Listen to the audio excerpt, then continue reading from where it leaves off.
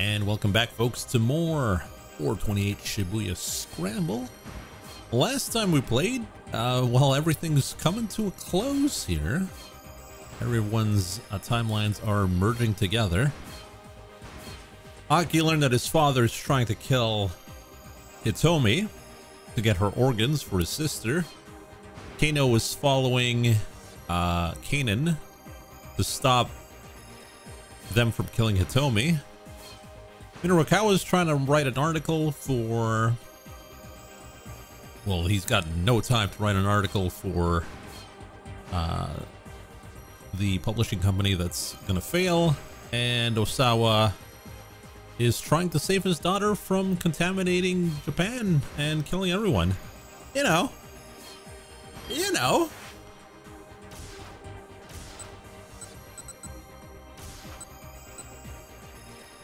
All right, we got a jump.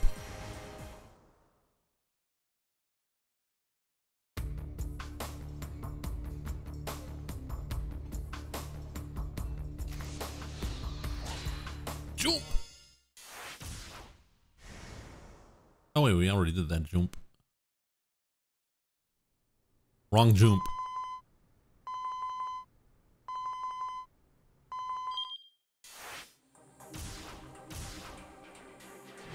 This jump.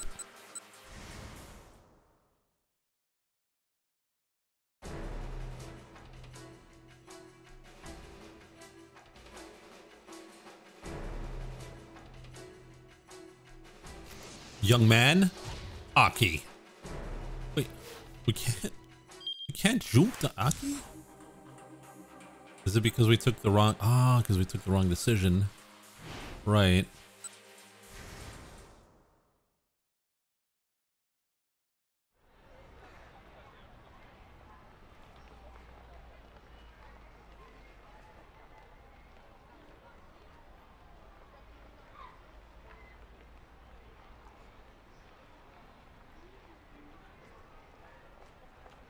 Because there is a decision where it's either like accelerate or take it easy. And I think we're too quick right now.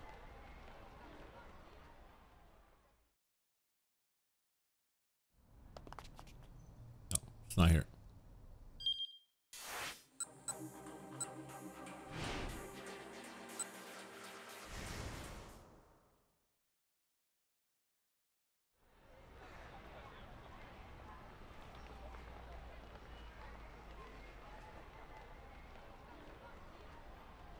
Aki walked at an easy pace, wanting to delay the end of their time together just a little longer.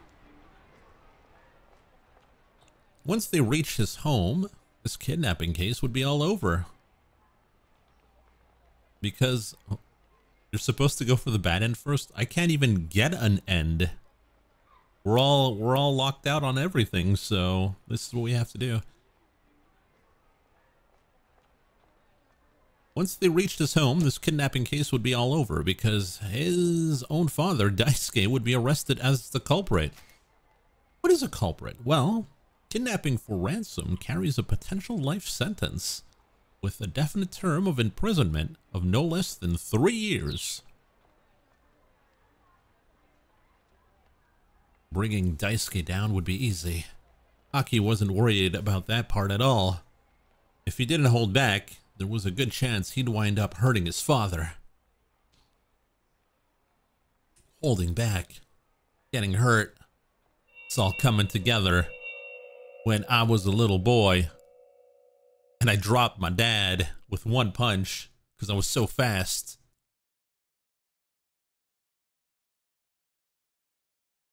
But we already read that, so there's no point in wasting my voice. I can't skip.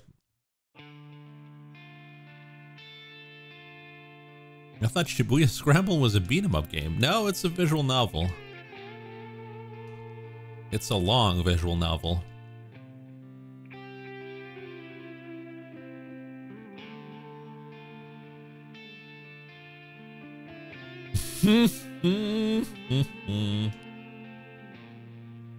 Beat up Lucky's voice, that's true.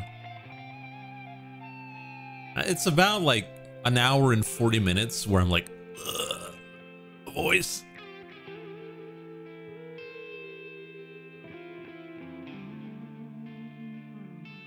Actually, the story is pretty good.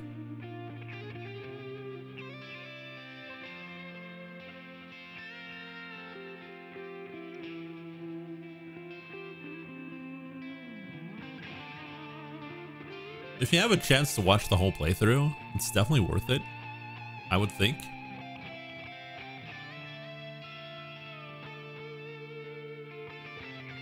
I have a honey lozenge in my mouth right now, but only one.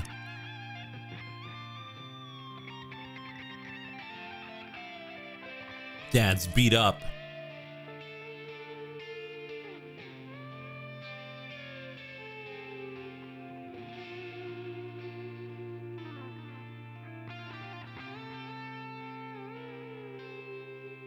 Spending time with Dad, doing karate. But Dad's just a big softie.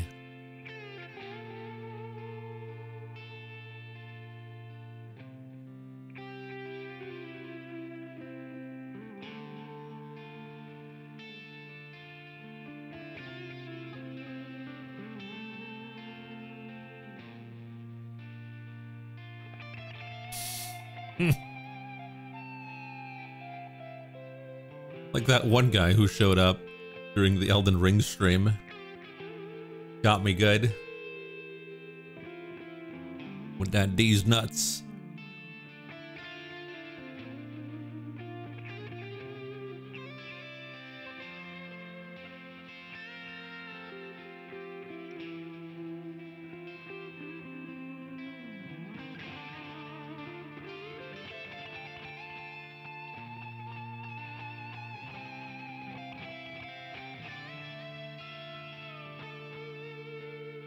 Did you VIP him on the spot? No, I banned him for life.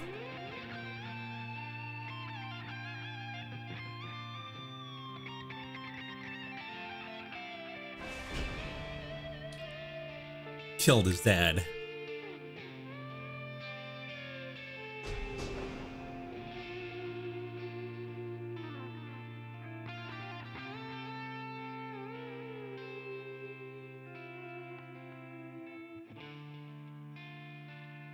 His son was too fast.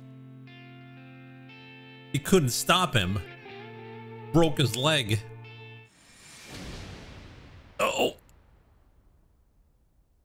Just the mere impact destroyed his sternum.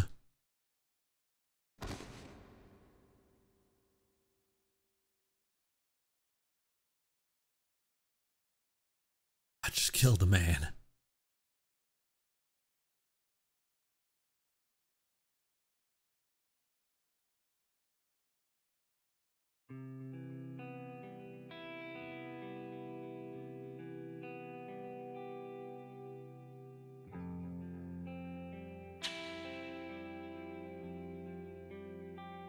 And that's when he learned violence is power.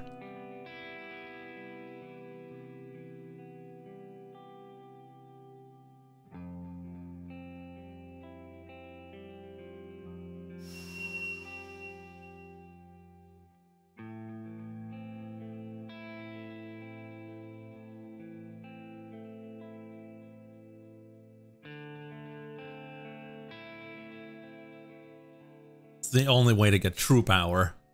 Orphan powers.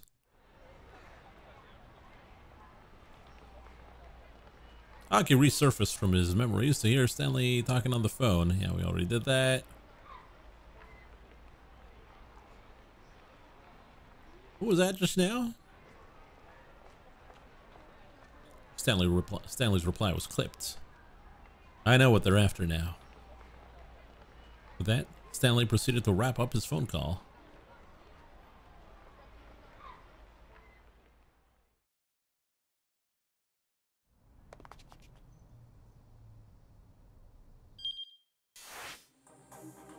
Did we really do it?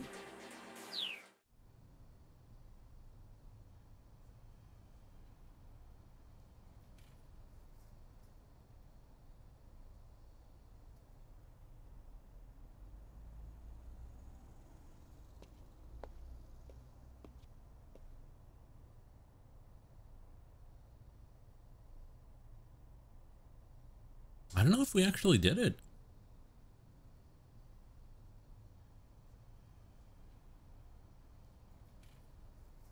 The crowning shame in Endo family history.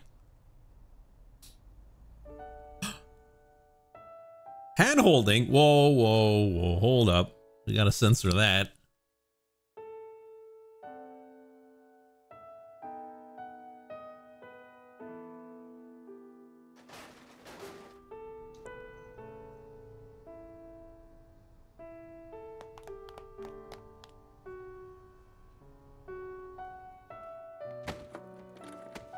Dad!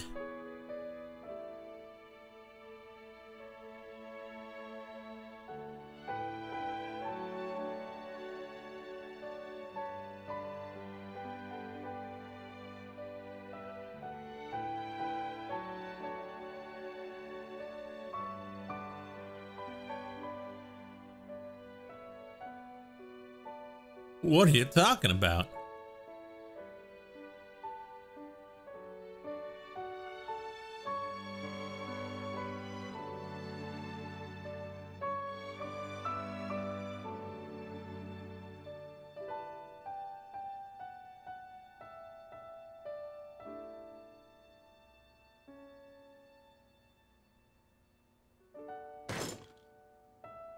Destroying hard drives.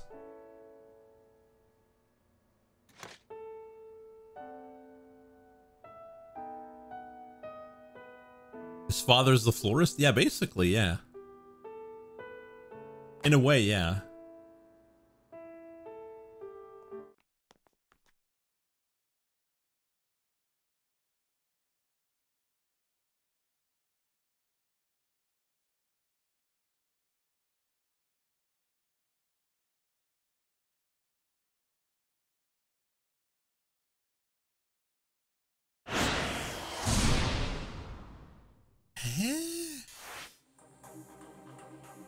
We didn't stall enough? Because we don't have any other jumps. Video's done.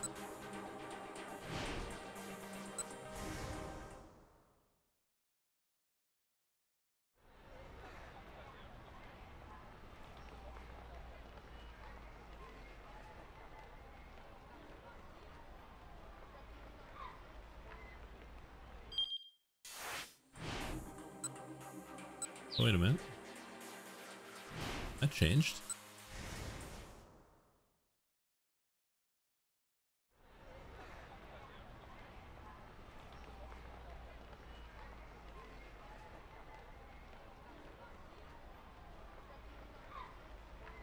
Something changed.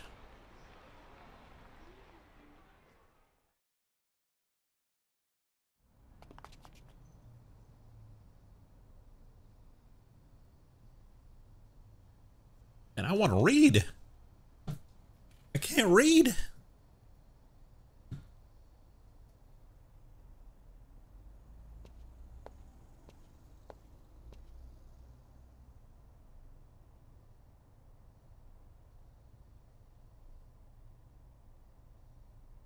Oh no, it's hand holding again. Sorry. Can't do much about that. Look away.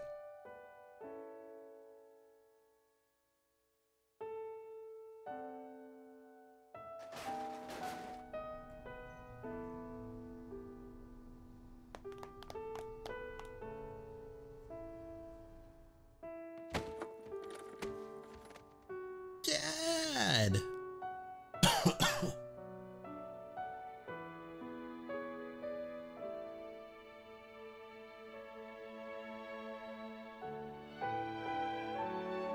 Maybe that is gonna change the detective's plotline, but I doubt it.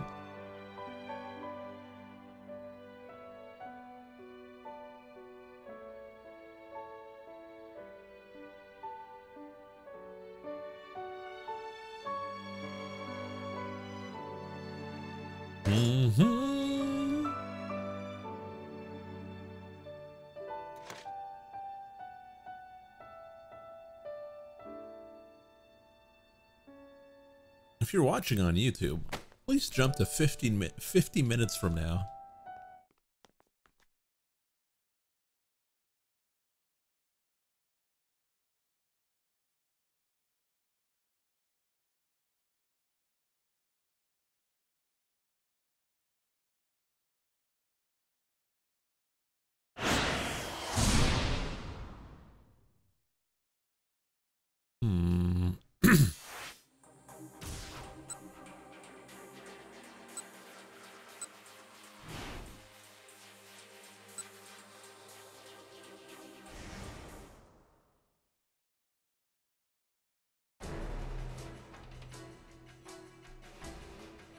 No, it's not that.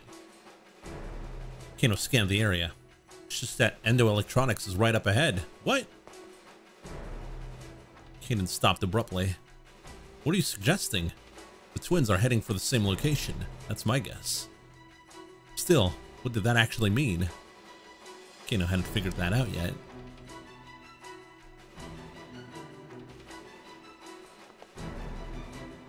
I read that.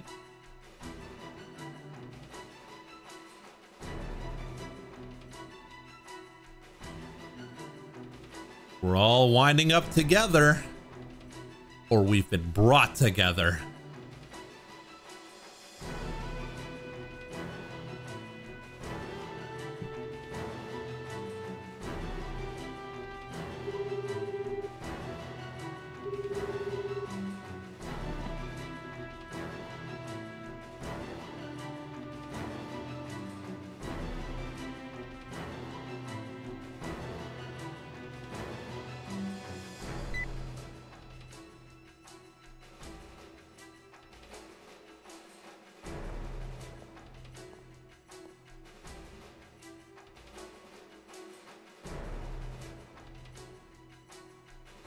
If it's not that, then holy cow, I have no idea.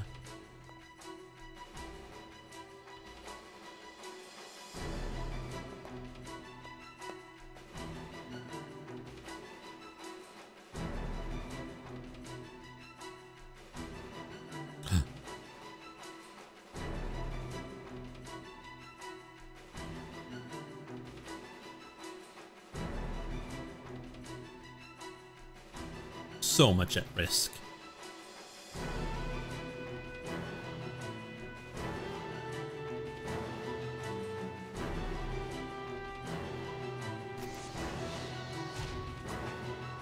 Can't jump.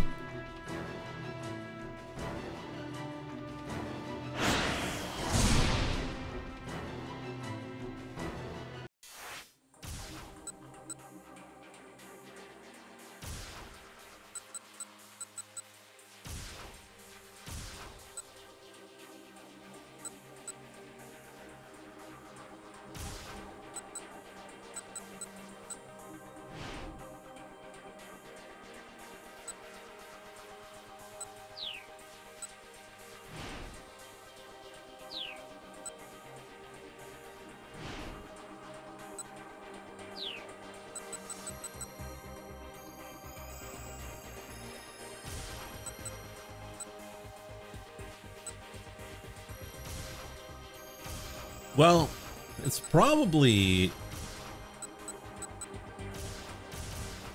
Kano then.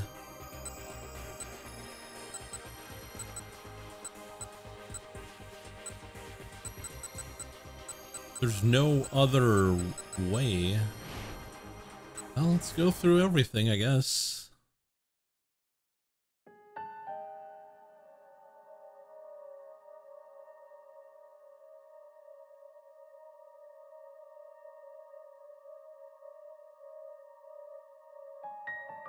I think Kano needs to get there earlier, maybe. First, I need to know who you are. My name is Kanan. Kanan. Or Kanan.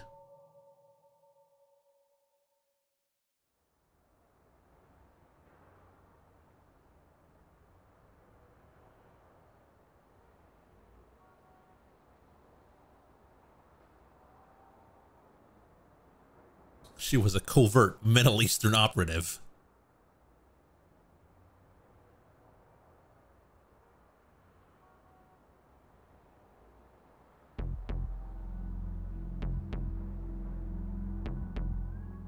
I just want to continue the story.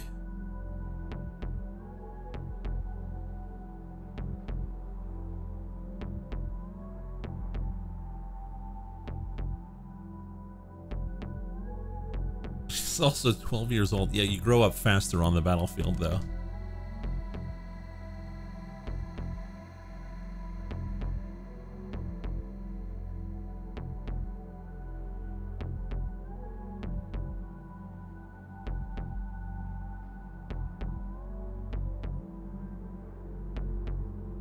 You know, I wonder, though. Like, you got some people who are, like, 20, and they look like they're 40. And you got people who are 40 who look like they're 20. So I wonder if age is variable. It's not a constant like we think.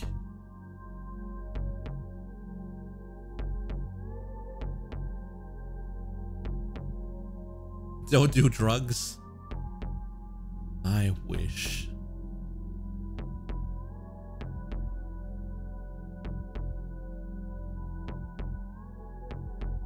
This ain't the type of drug they sell at the corner store.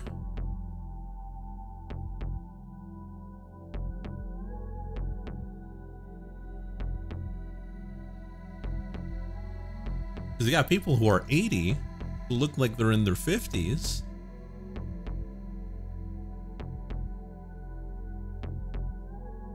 I wonder. Can you slow down time's grind?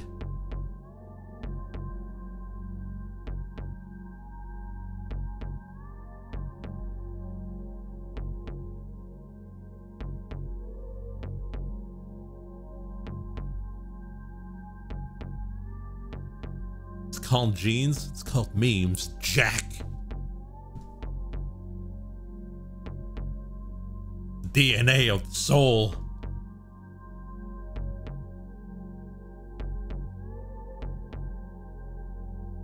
Just edit your own. I'm gonna go start splicing after the stream.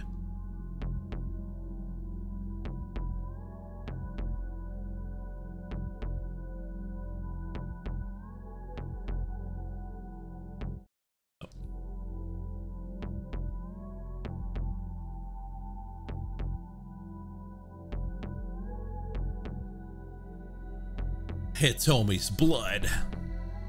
What?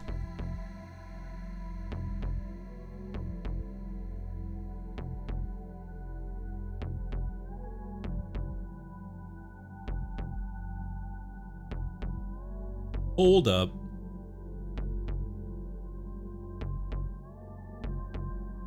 Was there really no other way? Kidnap Hitomi.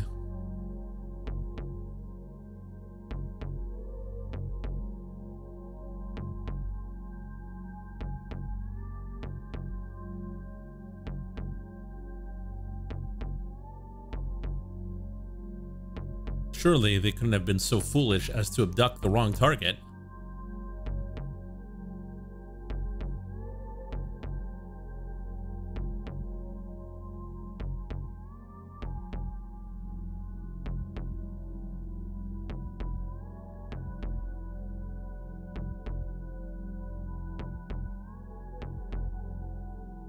What the hell?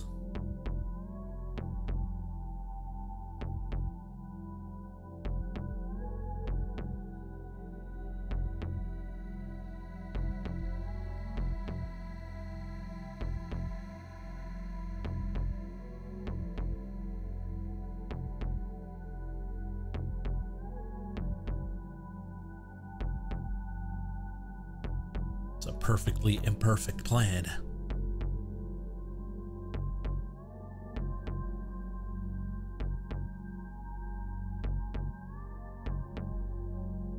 Stanley was CIA. God damn it.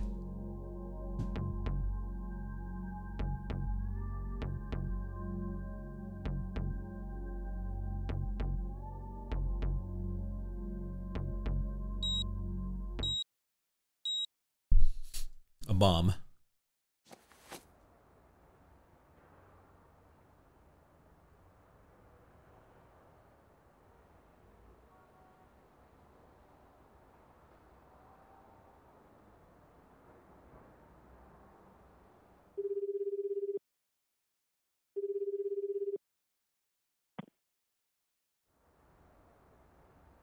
What's going on? Where's Hitomi? We're on our way to Endo Electronics.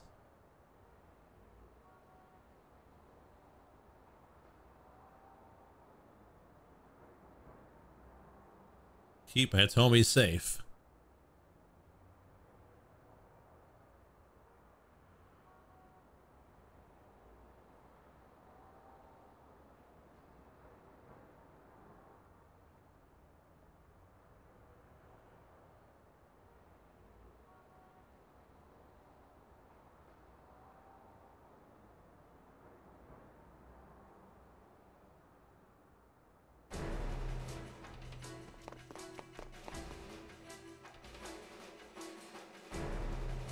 Well, I don't know if that changed anything.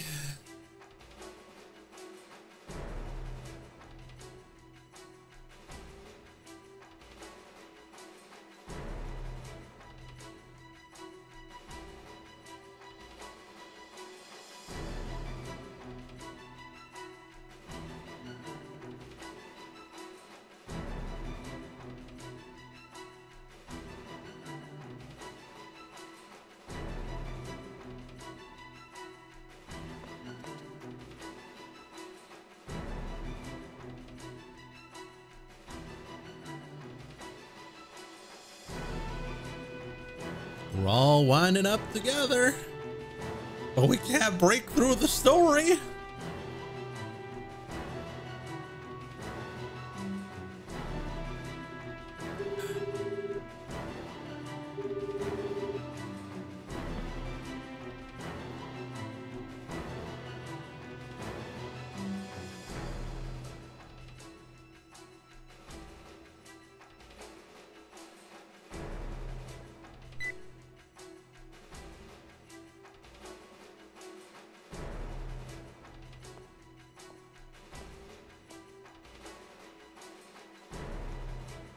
I have no idea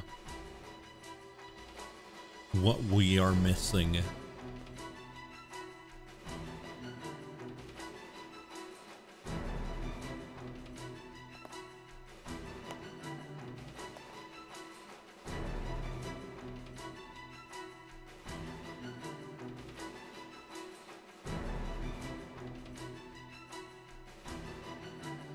Got here earlier? No, it still seems to be the same thing.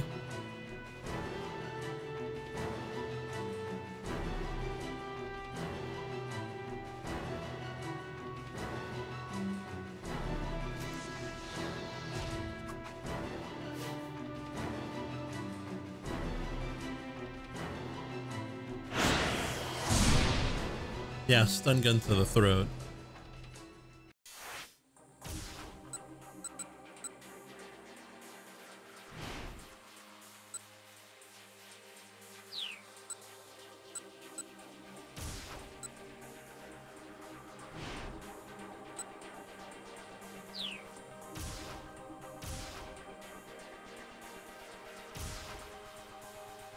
Huh?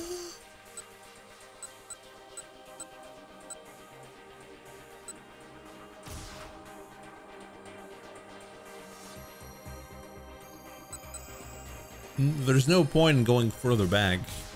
It doesn't usually affect the timeline. It's basically within an hour we should be able to have everything set up.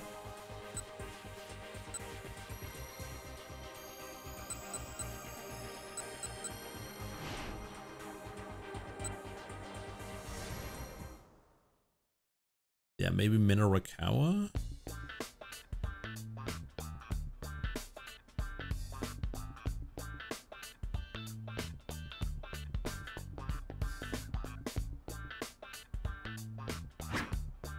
Say, you look like a pretty tough guy. You work out? Sagawa grinned, thrusting his fist out in an emphatic air punch. I used to be a boxer. Back in his boxing days, Sagawa was so tough, people called him the dogfighter of Shibuya. One day, however, as he was walking along, he happened to step onto a strange panel that made him fall into a state of confusion and go on a rampage. He was quickly arrested, and his boxing license was revoked. The mysterious panel Sagawa stepped on. They say there are also panels shaped like feet, and even panels shaped like rice balls. What does that even mean? I could drop a guy like you in one punch? Oh-ho. Guess there aren't many folks who can give you a good fight then. Sagawa dropped into a fighting pose and threw a few quick jabs. Well, a matter of fact, I'm unbeatable in a street fight. They call me the Crazy Tiger of Shibuya. Shibuya, huh? You familiar with SOS? Sagawa's face twisted into a sneer. Those guys, I heard they're pretty tough too, huh? Only one of them would be able to give me a fight would probably be that Aki Endo. Except that, as I hear it, he left the gang. Yeah, it's probably a reference to a game.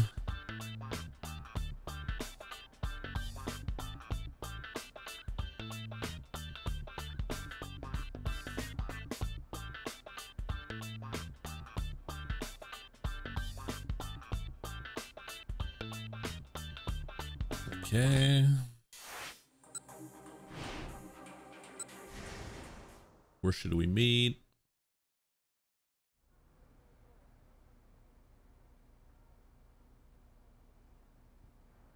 Noodle House.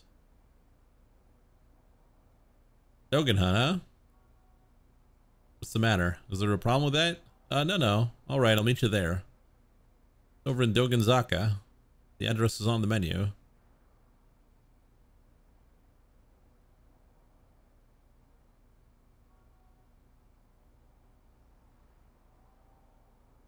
Cafe.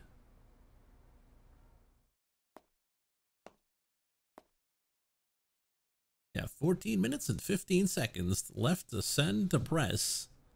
It's that guy. Slender Man.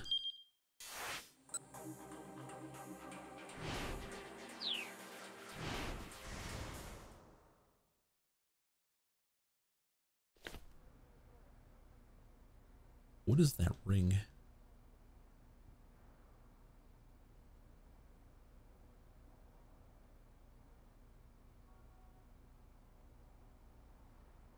What's your name, miss? It's Chiaki.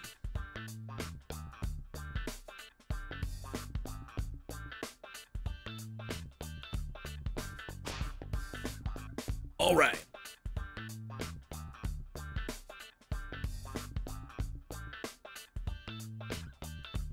You're coming with us.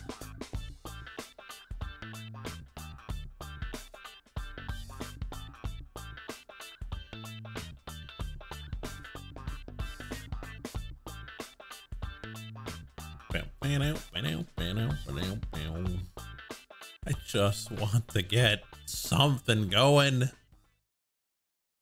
The soba restaurant Dogen Hut was roughly halfway up Dogenzaka, a long-standing noodle shop on Dogenzaka. 2 years ago, the owner passed away from illness. Now the restaurant is run by his widow, Maki Yoneda, and her two part-timers, Masa from Midoriyama Academy and Mohinder, an Indian exchange student. Despite the sign billing the establishment as a soba restaurant, duck meat soba and chilled curry soba are the only two actual soba offerings. The rest of the menu, for some reason, is all udon dishes. And in fact, both kinds of soba are terrible. Though maybe the chilled curry soba would be okay if someone else was making it.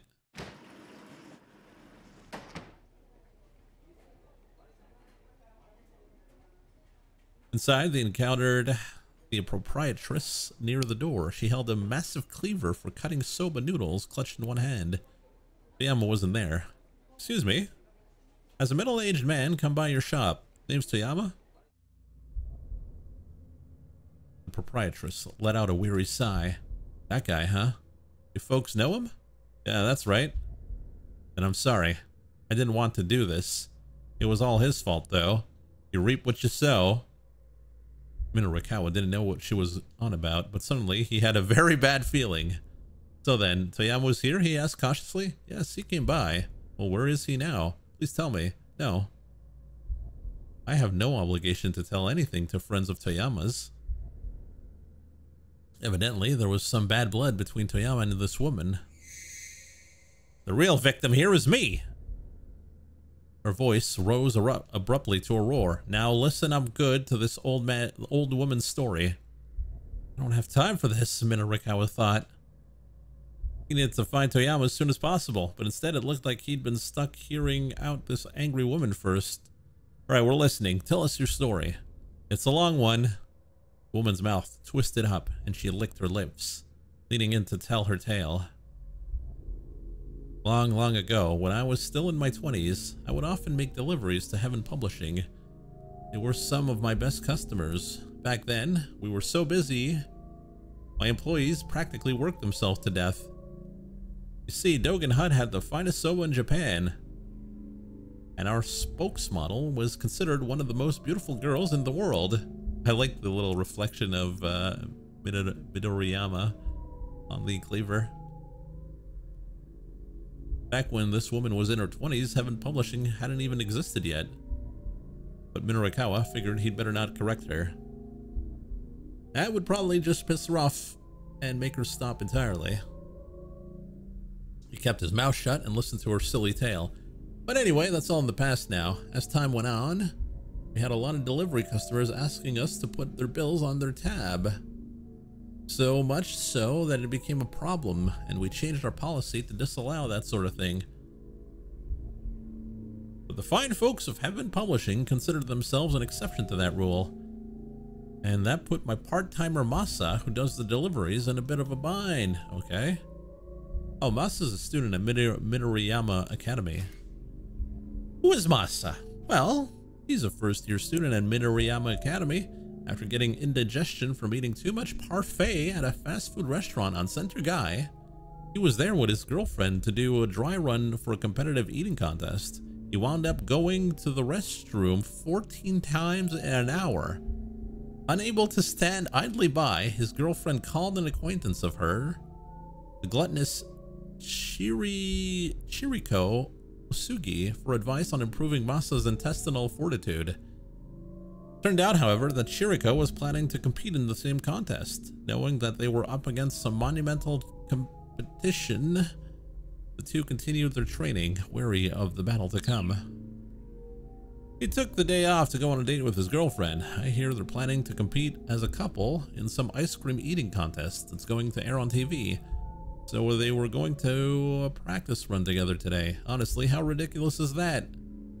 Honestly, I couldn't care less about Masa one way or the other, Minorikawa thought.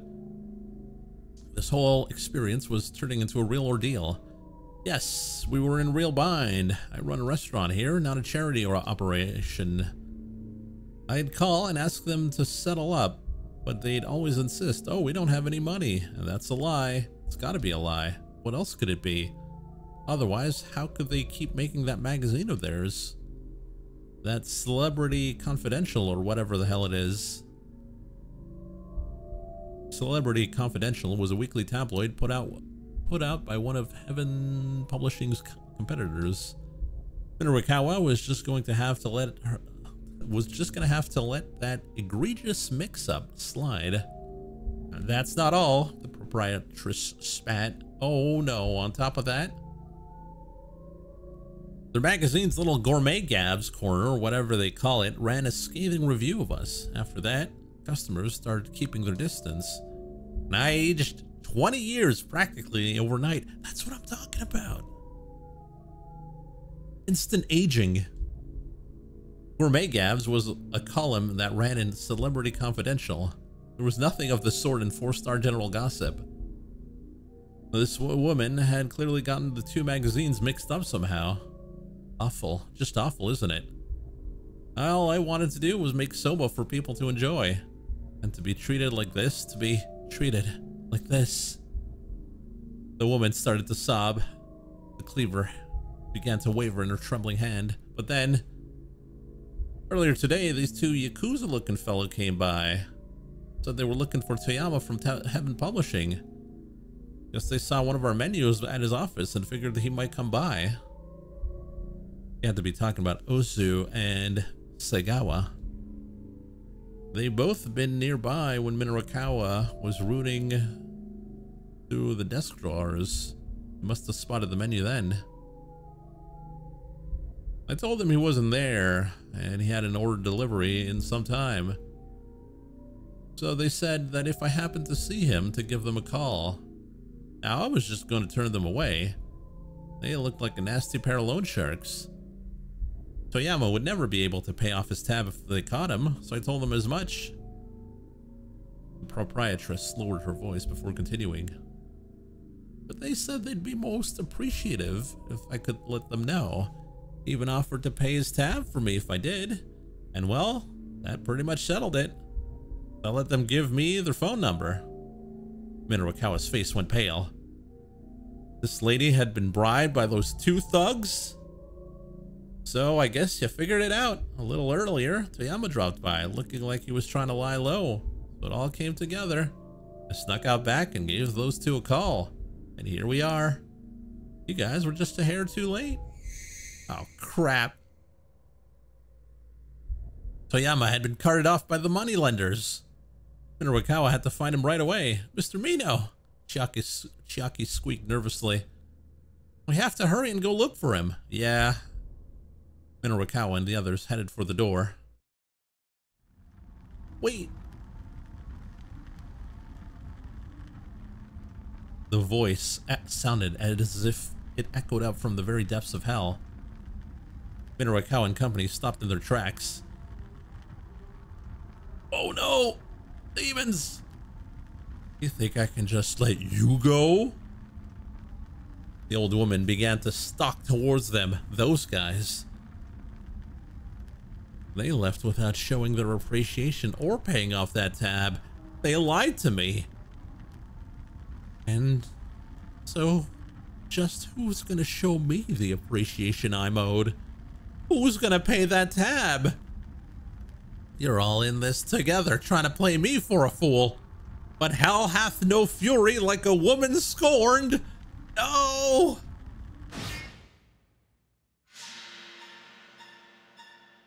The proprietress lifted her cleaver high. Her eyes smoldered with inhuman rage. A murderous aura surrounded her like a bonfire wind. Wait, we're Toyama's, his friends? Then prepare yourselves. You'll repay his debt to me with your lives.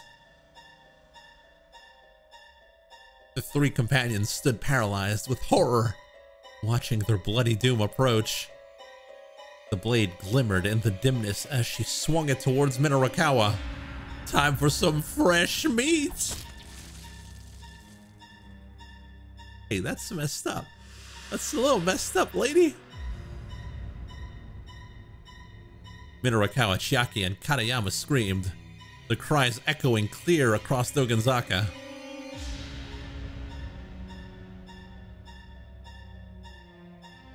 Is that a Diablo reference? Maybe. Tragedy at the Noodle House. Oh, we got all the bad ends at the 17-hour block, by the way.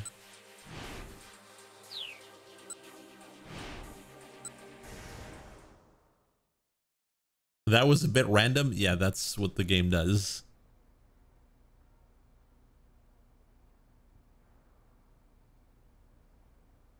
Got any suggestions? Let's see. There's a bar in Daikanyama. How about there? A very fashionable yet relaxed neighborhood in Shibuya. High-end boutiques, high-end restaurants, high-end confectionery shops, high-end cafes, high-end interior design, stores, and high-end residential housing all line the streets. A settlement dating back to 2,000 years to the Yayoi period has been excavated in Daikanyama. But it cannot be said for sure whether its dwellings were high-end for the time. Yeah, that'll work fine. Alright, start heading north from Shibuya Station. After a while, you'll hit a three-way intersection. Turn left there. Then about 100 meters after that, take a right. Along the way, there'll be a side street that branches off at a diagonal. Go down and take a right at the second intersection, and then head right down the stairs there. And then it'll look like you'll need to go left, but it's at the slightly curving incline, but go right. And... okay, this is getting way too complicated. Forget it, I'll pick a place.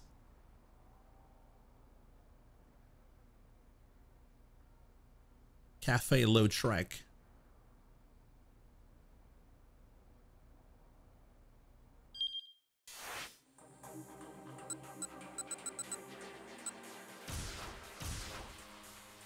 Well, that didn't change anything.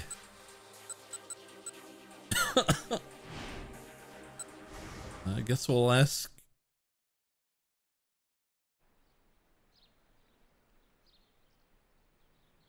No time to mince words. Did Tanaka give you his password? His password? For the electronic lock on the lab. I need it to get, I need it in order to get the antiviral out. I turned to face him at last. To get it out? What are you thinking? That belongs to the company. I just need one dose to save Maria. Please, if you know, please tell me. I don't know it. His voice was barely a whisper. Sawa looked his wife in the eye. You're telling the truth. I am. I see. Do you have any idea what number he might have used for a password? I shook her head silently, then turned her back to her husband once more. Even if I did know, I wouldn't tell you. Why not? Don't you get it? His words came out as a strangled rasp. Do you even know why I'm with you? She snapped. You really don't have any idea how much you're worth. The value of one woman's life versus the potential profits of your research would bring. There's no comparing the two. If it meant that Okoshi Pharmaceutical could monopolize your talents, then what did it matter what I wanted for myself? There was something akin to desperation in Ai's voice. So you sent me those threatening emails too. What? I looked at him in shock. He knew he'd guessed correctly. He would go that far, just to keep me tied to your father's business. That's right, I would. I bit down on her lip hard. But what would you even know about how I feel? I'm sorry. Don't apologize. I'm not the victim here. You say that, but isn't it because of me that you and Tanaka weren't able to stay together? I began to tremble. Her secret was out. When did you figure it out? She asked. Earlier today, that tie clip. Huh, right. Not the sort of gift one gives to a husband's coworker, is it? Her smile was bitter with self-depreciation. Osawa couldn't help pity her. Even Tanaka must have suspected that she placed the company's profits above all else. If she'd go to such lengths to protect it, it was like she'd given up her entire life just for that. Please, don't mess up my life any more than you already have. Ai's words were only a faint murmur, but Osawa felt the rejection they carried with agonizing clarity. Tanaka hadn't given Ai his password. Osawa's last chance had gone up in smoke. He let out a long, shaky breath and shut his eyes tight. Was it true? Was there nothing more he could do?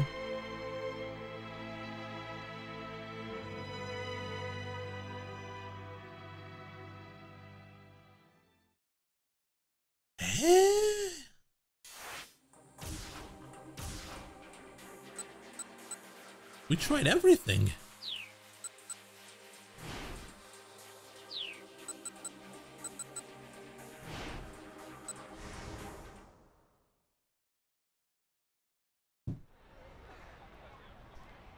Canon ending. Time stops at 5 o'clock.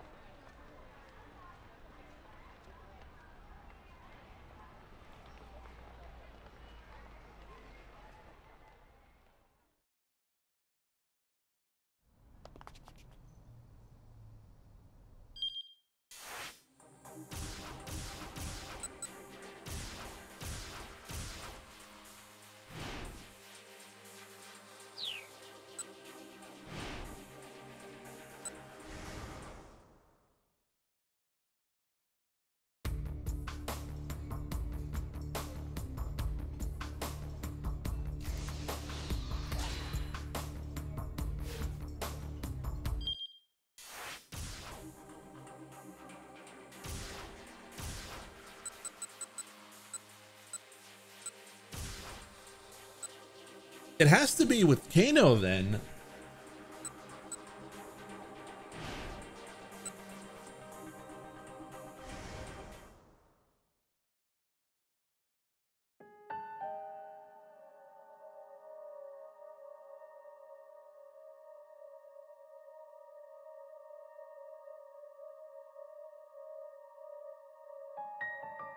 All right, I'll tell you, Kano agreed. The girl gave a tiny nod. But first, what's your name?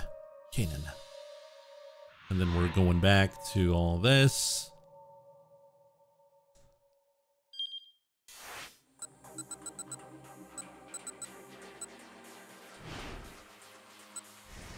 Antiviral was stolen.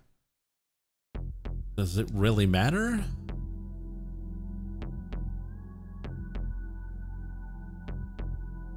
Sawa heads up the lab. Would he be able to get it out? No.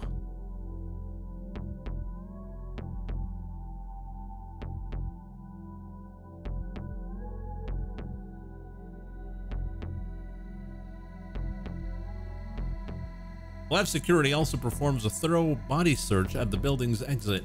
This ensures that employees can't sneak materials out on their way home from work. That level of security was perhaps understandable. Kano tried to think of other ways to gain access to the drug, but none came to him. 6 days ago. Yes, injected with the UA virus.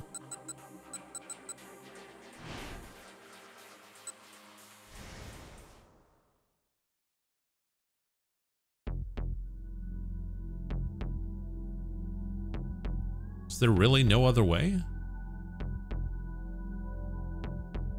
If there are people beside Osawa and Tanaka who had means to get the drug out, then change the story completely. I infiltrated the lab security system and did some looking around. There's nothing in the logs showing that anything was taken out. There's also no signs that the logs were altered at all, which means we should assume nobody else was capable of taking the antiviral out. Alfred must have had the same assumption and decided to use Hitomi. Under those circumstances, it made sense. If a third party could have gotten access to the antiviral, Alfred probably would have reached out to them from the beginning. There would be no need to go through the trouble of injecting Hitomi with the virus, getting into the lab and using her to sneak the antiviral out. Even so, still found one thing confusing. If that's the case, why kidnap Maria? Why not just kidnap Hitomi and be done with it? The girls hadn't gotten themselves mixed up, had they? Maria with Hitomi, Hitomi with Maria. If that were the case, then the syndicate's plan actually had been to abduct Hitomi. Yeah, Kano said excitedly.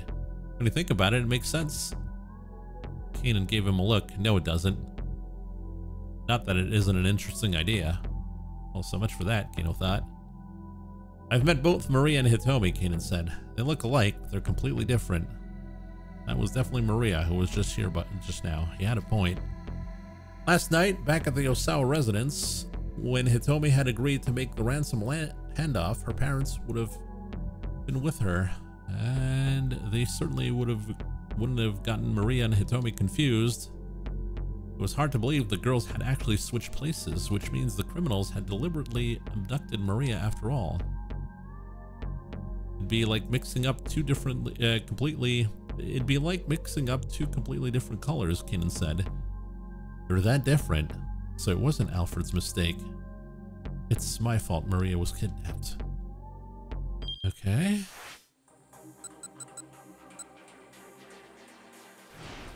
Well, I don't know what to do. I've hit a roadblock.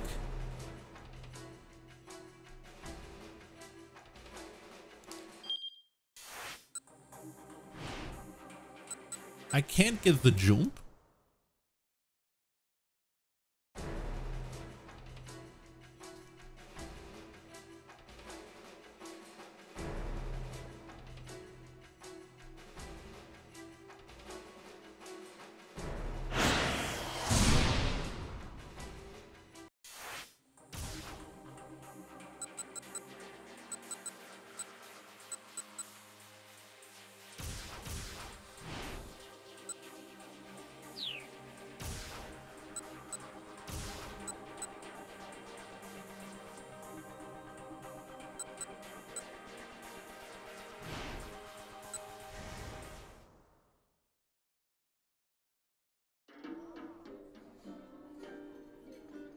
Endo.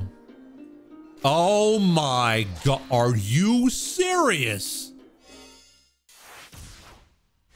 That was the jump?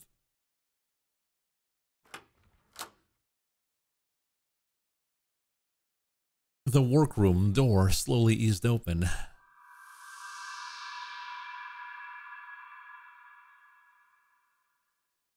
Aki was too shocked for words. The girl who entered looked just like Hitomi. Maria! Hitomi! Aki blinked in bewilderment. It was almost as if Hitomi were standing in front of a mirror. The two girls looked so similar. Maria, thank goodness you're all right. I'm so sorry I had you worried. Maria was safe, Aki realized. At last, he had managed to fulfill his duty. You.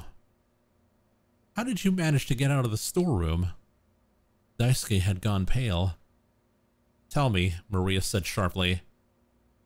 Who was it who came up with this kidnapping plan?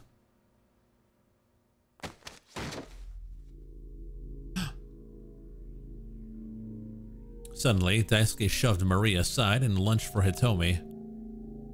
Stanley moved to stop him, but before he could intervene, the older man had a hold on Hitomi, pressing something that looked like a flashlight up against her neck. Dad!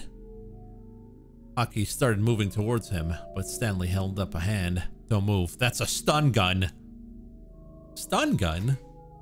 Well, it's a piece of self-defense equipment for repelling would-be attackers with an electrical shock. There are several types, including Bachon type, stun prods, prod with the prod, and guns that fire needles attached to flexible wires. The latter type especially is frequently referred to in the US as taser or taser gun. Did you find something? Oh my god, it was so dumb you have no idea.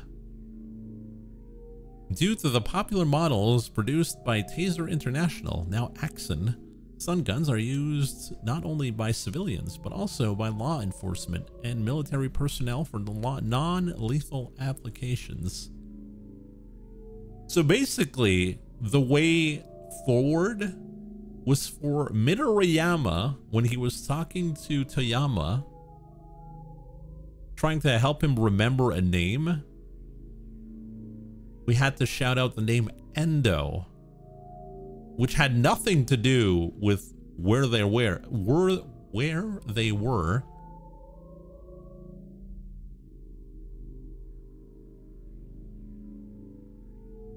Because they were watching TV. No, they were watching TV, but Midoriyama wanted Toyama to remember the story between Tanaka and Osawa's wife, and Tanaka, who was Osawa's second-hand man.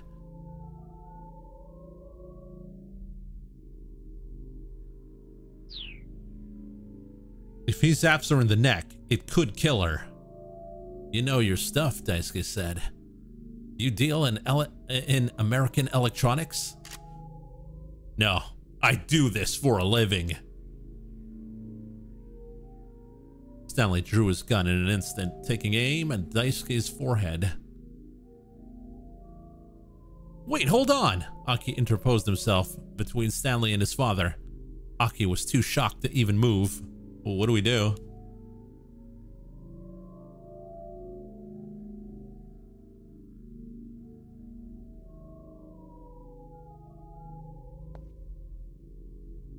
Stanley took another step towards Daisuke, keeping his gun trained on the other man.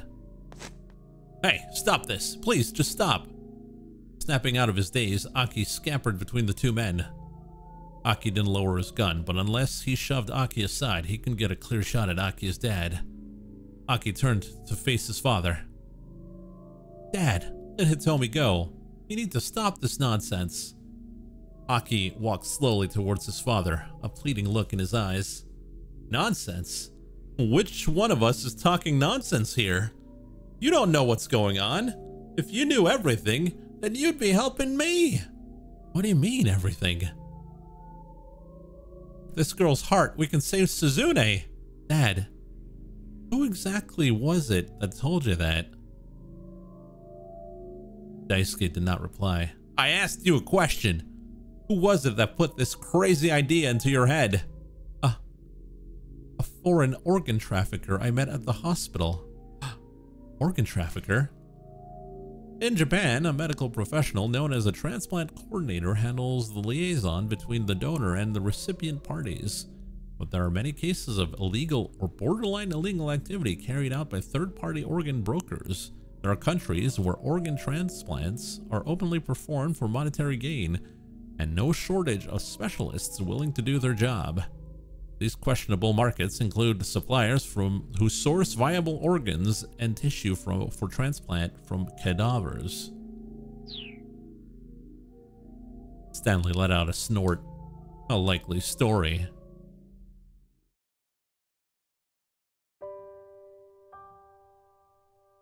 It's true, I was suspicious at first myself, Daisuke said stubbornly. But I couldn't just sit around and wait for Suzune to die. And after talking to him about a rare blood type and all the difficulties in performing a transplant, he promised he'd do everything in his power. Daisuke's hands were trembling. Tears welled up in his vacant and bloodshot eyes. Then a while later, he got back in touch and told me he found a potential match. Someone with the same blood type as Suzune and roughly the same age. But then he told me that the girl was still alive. So what was the point? Her heart might be a match for Suzune's, but it didn't matter if we couldn't get our hands on it. I said that, but then the man told me. He told you what? Aki bit his lip. He told me to abduct her and turn her over to him. And after that, he'd find a way to make it all work. At last, Daisuke had confessed. Now Aki had to try to come to grips with the truth he had just heard. I had to do something, his father continued vehemently. I had to abduct this girl and see things through. I just couldn't take it. Katone had already been taken from me. The thought of losing Suzune too. I had to make sure I didn't fail. So it was this organ trafficker who came up with a kidnapping scheme then, Stanley said. He kept his gun aimed at his target. Daisuke nodded. Describe him for me. He was tall, had black hair, spoke fluent Japanese. Stanley raised an eyebrow at that. Aki wondered if he had some idea who it might be. And taking Maria Osawa hostage in order to lure out Hitomi, was that his idea as well? Yeah, that's right. I allowed his computer to access my surveillance camera system as well. But then this morning I got a call from the hospital saying Suzune's condition was critical. I couldn't wait any longer. I had to help a girl right away. And then Daisuke cut himself off, reaffirming his grip on his stun gun. I was looking at the surveillance monitor, and I saw a detective I happened to know. He was right next to this girl here. So I decided to ask him. I knew if I did, he wouldn't refuse. He could never refuse a request from me.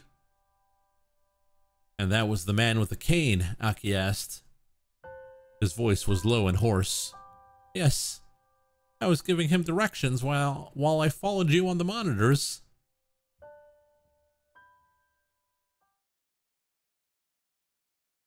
Dad, you need to let go of Hitomi now. There's no point to this. Aki took another step closer to his father. There is a point. If I kill this girl here, and now your sister can get the surgery she needs. But even Aki knew that things couldn't possibly work out that way. His father had grown so desperate to help Suzune that he lost all sense of judgment. Why, Aki? Why won't you help me? Don't you want to save Suzune? Daisuke made a pathetic sight, and yet his desperation to save his child was so palpable, it was heartrending. Aki thought back to that time he laid his father out when sparring. No matter how pathetic he may have looked, Aki always had and felt that sense of eternal love for him. From him. You're not gonna be able to talk him down, Stanley murmured.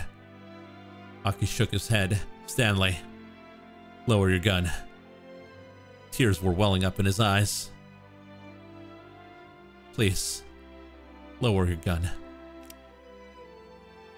Hearing the determination in Aki's voice, Stanley quietly complied.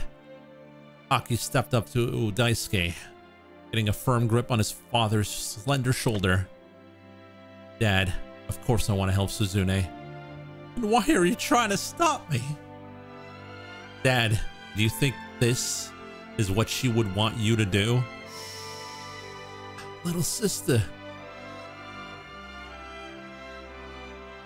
Daisuke's face fell. Did Suzune ask for this, Dad?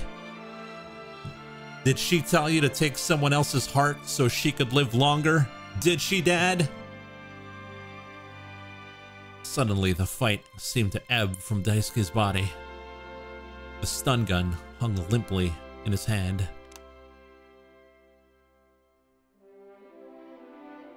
If Suzune asked me to go and get someone's heart for her, I wouldn't object. I'd help her, just like she wanted. I wouldn't let you bear these crimes by yourself. But that's not what it is it? Suzune would never ask us to do something like this, would she? But now, by now, the tears were streaming down Aki's cheeks. He knew that his father thought about Suzune more than he thought of anyone else. And so, he should know full well that she would never want this. Suzune's not like me. She's smart, she's kind, and she'd never be happy about taking someone else's heart. Even if it saved her life, I'm sure she'd never accept that. She wouldn't be able to live with it, knowing something so horrible had happened to someone else for her sake. Isn't that the Suzune we know?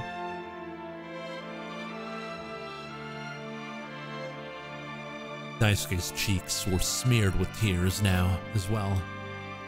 But then we're not going to be able to help her.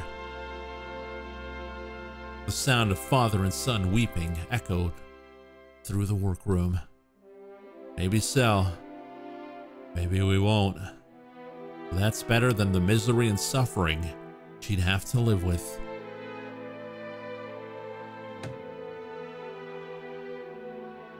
Daisuke slumped to his knees on the floor, collapsing like a crumbling mound of sand. Hitomi, freed from his grip, stood motionless. There were tears in her eyes, too.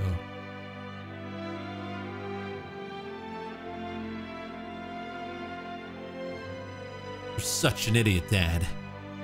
Such a complete, utter idiot. Sobbing, Aki embraced his father.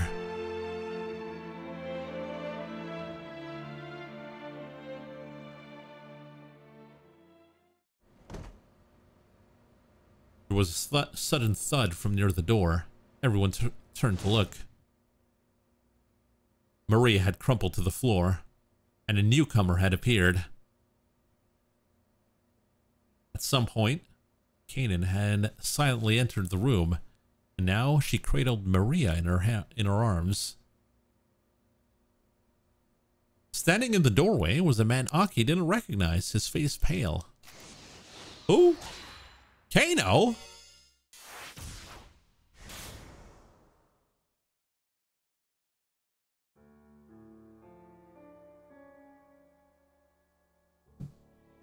After the young man's desperate pleading, the other fellow, apparently his father, finally gave in. He released his hold on Hitomi. The tension in the room was replaced by a solemn air of gravitas. Seeing father and son weeping as they spoke made Kano think back to his conversation with Tano before the stakeout. What was it in people that drove them to do such horrible things? Sometimes it was the desire to save the ones they loved. Even such a heartfelt human emotion could drive someone into wrongdoing. Why? Why did people have to be like that? A sudden thud snapped Kano out of his musing. An instant later, Kanan hurried past him into the workroom.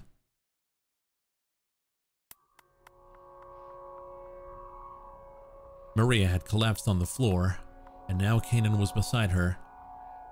In a panic, Kano rushed into the workroom as well. "Stay back!" Kanan shouted as the others tried to huddle around the fallen girl. Please, don't be what I think this is. Had the virus gone symptomatic? 2 hours ago, Stanley had told Kano that Maria was infected. He also said that her symptoms wouldn't develop for another 4 hours. Shouldn't they still have 2 more hours to go? Maria looked like she was dead. Her eyes closed, her body motionless. Hitomi tried to approach, despite Kanan's warning. "Maria!" she cried. "Maria, what's wrong?" Kano held his arms wide to hold her back. Her sister has been infected with the UA virus. The UA virus? Hitomi's face went pale. "Hey," Kano said to Kanan, "should you really be that close? If she developed symptoms..." Kanan didn't move from Maria's side. She calmly rested her hand on the other girl's forehead. "There's no fever," she said. And no blood coming from her ears, no lymph swelling. "It'll be all right. She hasn't gone symptomatic." "In that case, why did she collapse?" Hitomi asked. "I'm not sure yet. Whatever the case, if we don't get her that antiviral, she's done for." "Then we have to get her to the lab right away," Hitomi said. She was trembling with anxiety. "No, that's not an option." Kano's tone was grave. "You may already be aware, Miss Sosawa, but without a password, we can't access the antiviral storage. But when I went there, my father, Mr. Tanaka, Mamoru Tanaka, is dead. Murdered." "What?" She stared at him, uncomprehendingly. No, that can't be true. He was a member of a crime syndicate. It's possible they killed him in order to silence him. So then, there's no way to save my sister? There was a hollow look in Hitomi's eyes. "No! I won't accept that! Why? Why can't we help her?"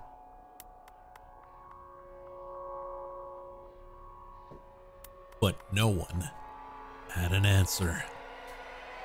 Kano gritted his teeth and hung his head. Why did it have to come to this?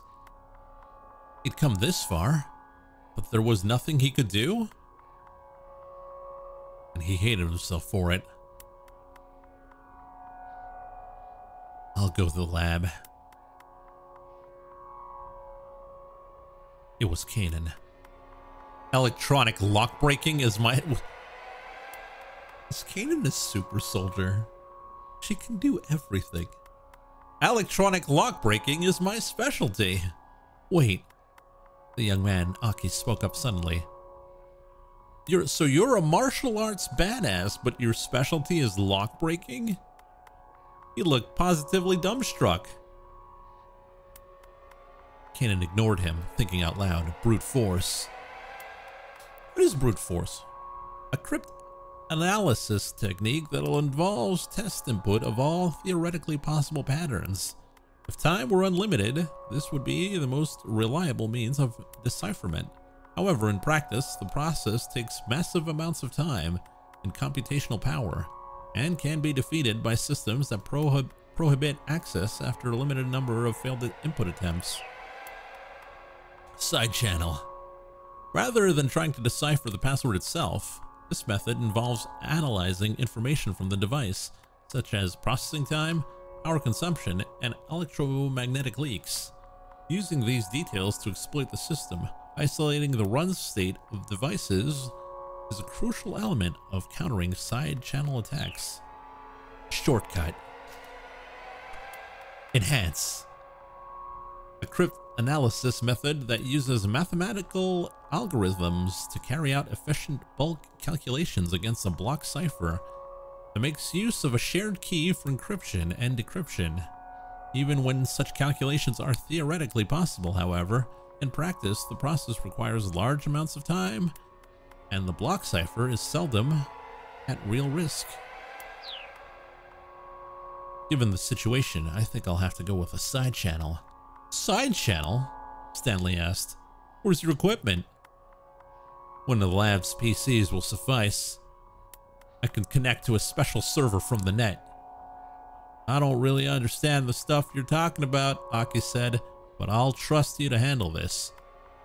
I mean, you did risk your life to save Hitomi from that minivan explosion and all. Keenan nodded. I'll have to warn you in advance, though. Cryptanalysis can take hours, and still yield no results. I can't guarantee I'll be able to get the doors unlocked before Maria develops symptoms. I understand, Hitomi said. Aki nodded too. No one present had any objections.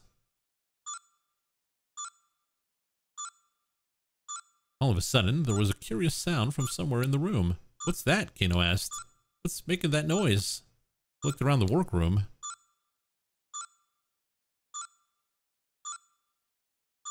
Bob? That's my computer. Daisuke hurried to his laptop.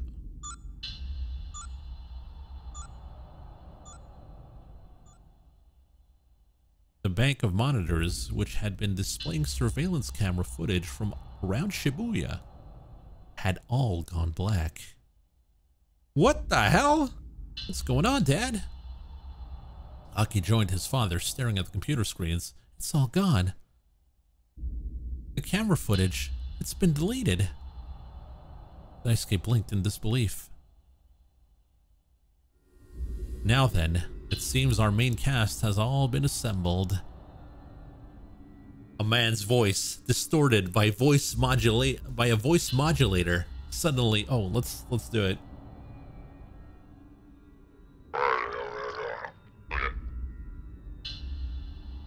A man's voice, distorted by a voice modulator, suddenly appeared from the computer speakers. A moment later, the monitors all began to display a view from inside the workroom. What? Dad, what the hell is this? Someone's broken through our firewall. What's a firewall? Oh, it's a security system for preventing unauthorized intrusion into a computer network. The term stems from a metaphorical reapplication of the concept of a wall meant to inhibit the spread of fire or other destructive forces. They hijacked the surveillance camera system. The color drained from Daisuke's face as he looked at the screens. Where are they filming us from? Kano asked, scanning the inside of the room. He used the image on the monitors to guess where the camera might be located. Over here? The lens of a camera set atop the computer monitor glimmered like an eye. It was a miniature camera used for web conferencing and the like.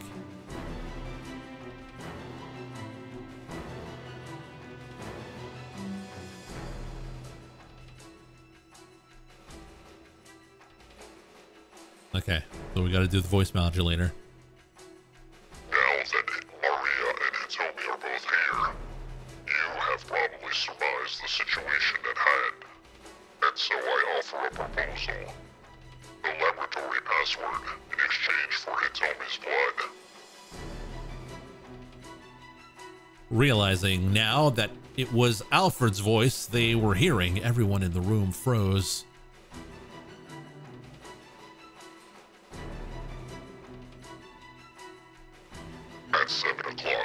roughly 1 hour from now, see that Hitomi Osawa is waiting at the Scramble intersection outside Shibuya Station, just like this morning. Unless, of course, you're feeling particularly confident. You do have Kaden with you. Perhaps you'd care to take a gamble on her lock-breaking skills instead. Kaden clucked her tongue in frustration. Alfred had known exactly what the plan was.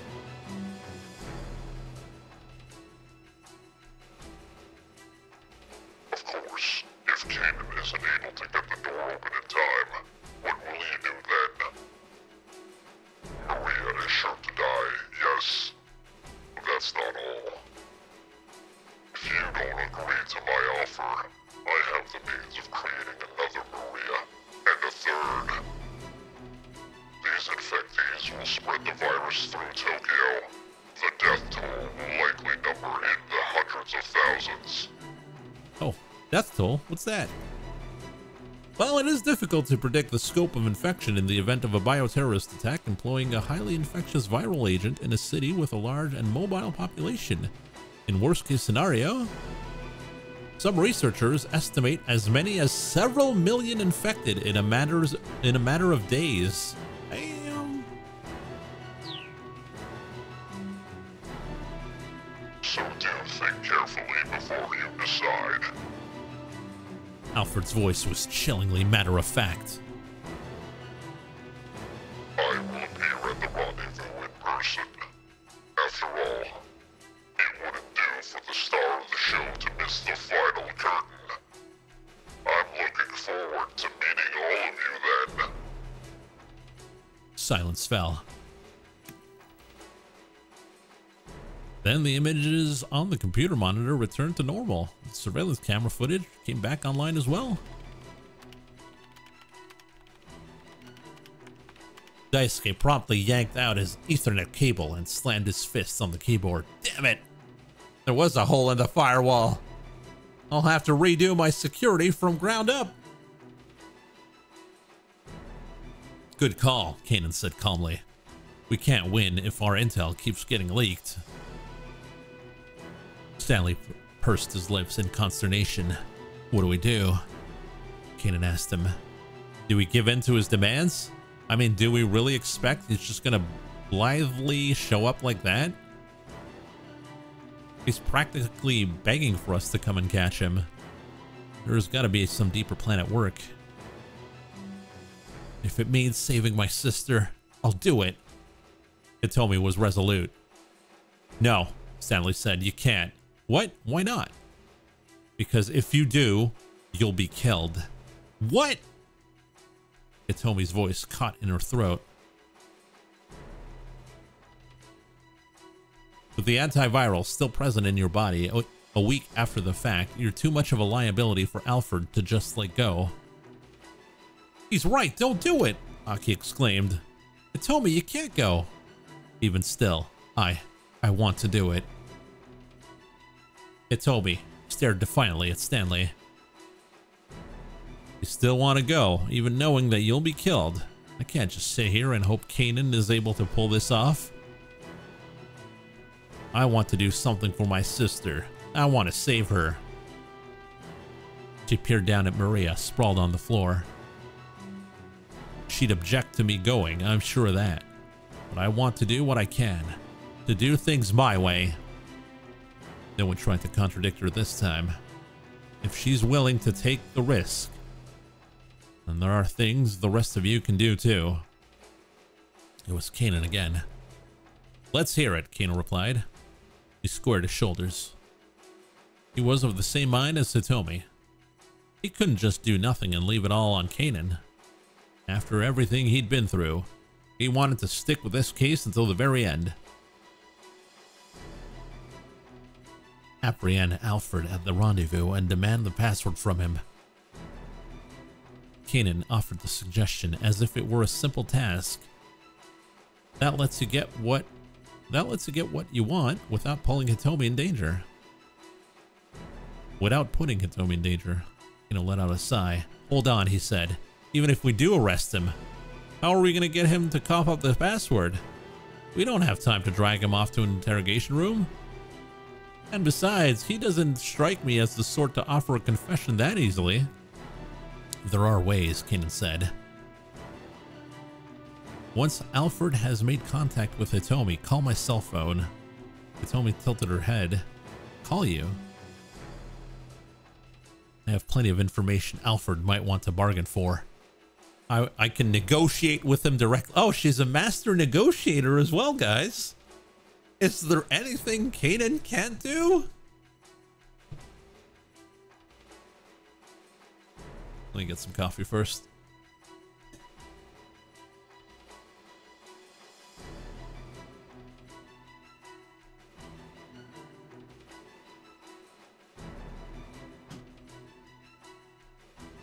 Kano considered Kanan's proposal.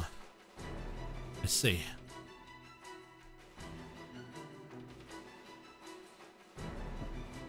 So we'll try both options. Attempt to hack the password at the lab and also try negotiating with Alfred. How did you break through the impasse? It's so dumb. You will laugh. That gives us 2 chances. With that tiny ray of hope, Hitomi's face brightened up some. We'll split into 2 groups. One for the lab, one for Shibuya Station, Kanan said. Let's exchange phone numbers so we can be in touch when the time comes. The group quickly shared contact info as suggested. Hitomi and Kanan called one another's phone to be sure. Hitomi's cheerful ringtone felt out of place, but also somehow soothing. A fragment of normalcy in the midst of a crisis. Well, I guess we're all set then, Hitomi said, looking down at the LCD screen. Her expression turned apologetic.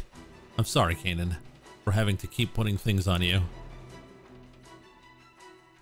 Hey, Kanan replied. Don't worry about it. Okay, I guess I should call my father. Hitomi called Kenji Osawa on his cell, asking him to let Maria and Kanan into the lab. Jump!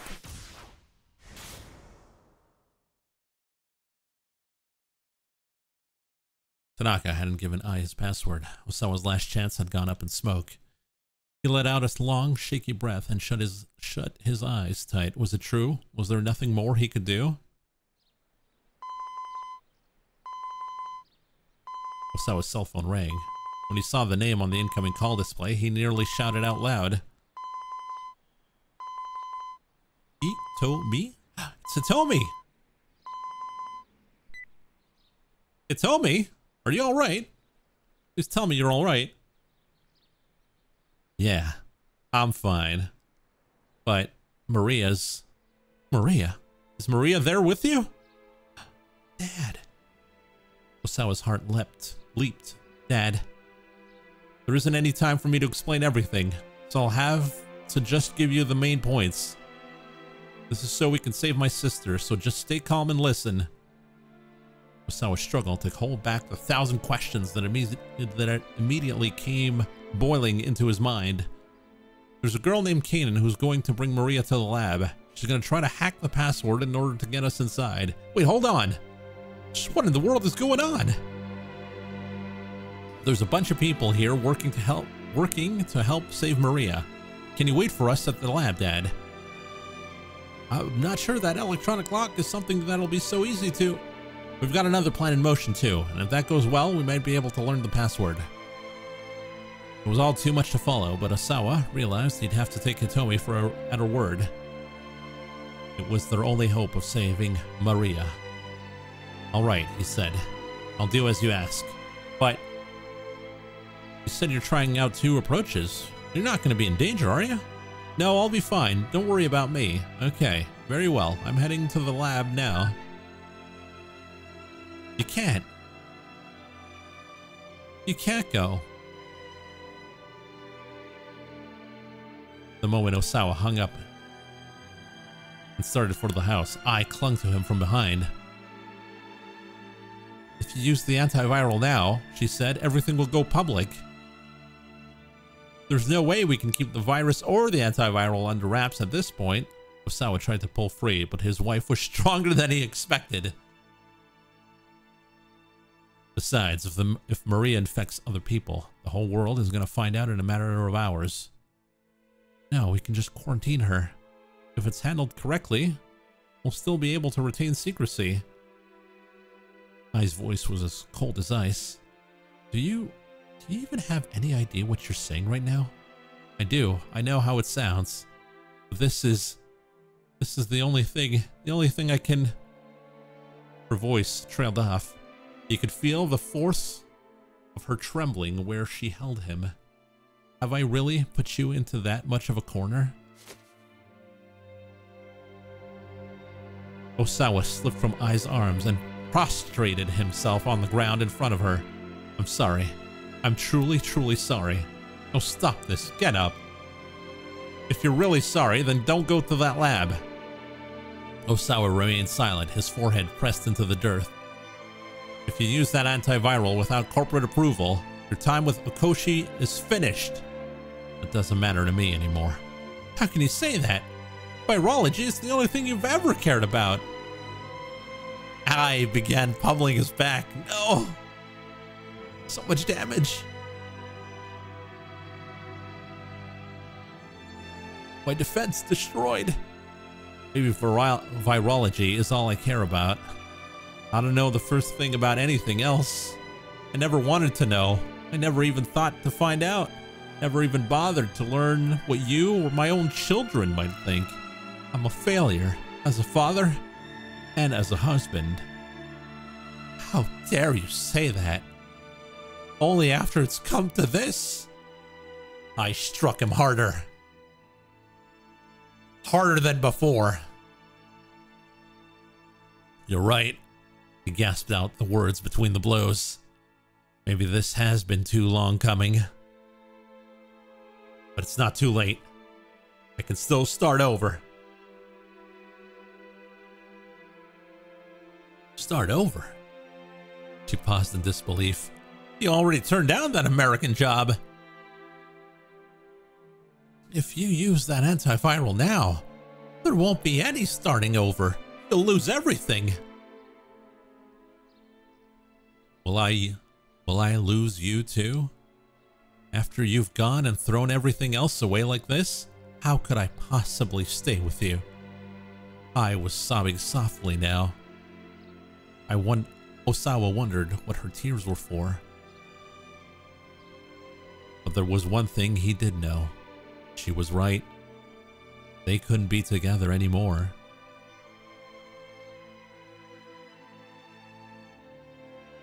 He's a professional virologist. He can find jobs anywhere. I don't know. Because if they find out that he got fired because he broke, was it NDA or whatever?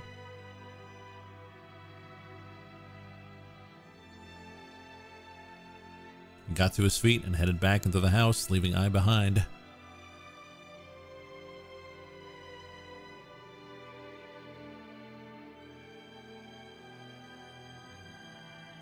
Like, if he broke his contract, he'd be much less likely to be hired, that's for sure. Especially if it's like security and all that. Oh boy. He hurried through the back entrance and went into the garage. Climbed into his car, fastened his seatbelt, and took a deep breath. The image of a younger Maria arose in the back of his mind. Well, he does have a good excuse. No! It's never good enough. There she was at the park, getting drenched by the rain, holding back her tears as she waited for her father. Wait for me, Maria. This time, I'm going to come for you. Sounds wrong.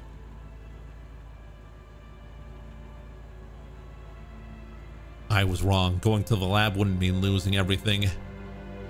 He'd let too many important things slip through his fingers. Now it was time to go and take them back. Is it Osawa's redemption? Is Shibuya Scramble all about Osawa getting redemption? for his past mistakes. Osawa pulled his car onto the street and sped towards the lab. As if to signal that the long day was drawing to a close, the dazzling sun sank down between the buildings in the distance.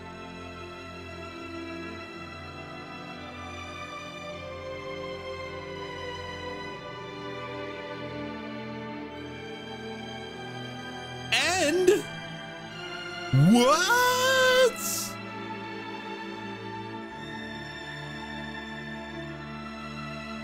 And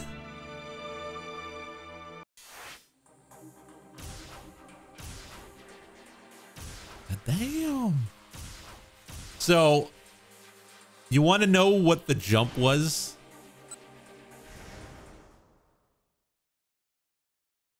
Remember when Tanaka was trying, not Tanaka, but Toyomi was trying to figure out like the name? We had to select Endo for a jump. Toyama furrowed his brow and muttered under his breath. No, that's not right. Yamamoto? No, but I feel like I'm on the right track. Just then, the television inside the cafe switched over to a news report on the Shibuya explosion. Remains of the individual discovered within the minivan itself, who had since been identified as a pharmaceutical company executive. Mamoru Tanaka. The image of the victim's face appeared on the screen. What? Okay, so that was it. That was it. I cannot believe that was it. It was so dumb.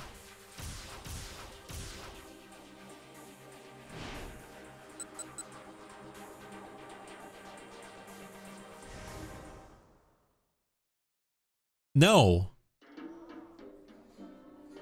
It's not even guessing the right answer. We had to go for the wrong answer. We had to go for the wrong answer because the right answer was there.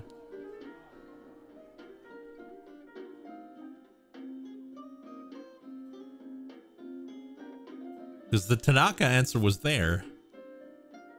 And if you answer Tanaka, then you still have this. It's a terrible jump. Holy cow. This feels like, you know, in adventure games, when there's a crucial item hidden on a single pixel that you just have to find? It felt like that.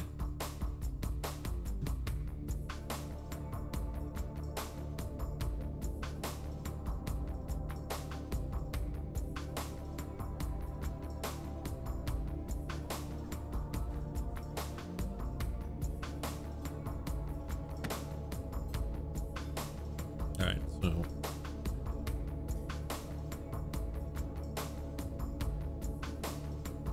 we already seen this. I'm surprised you managed to get it. I mean, I tried everything else, so.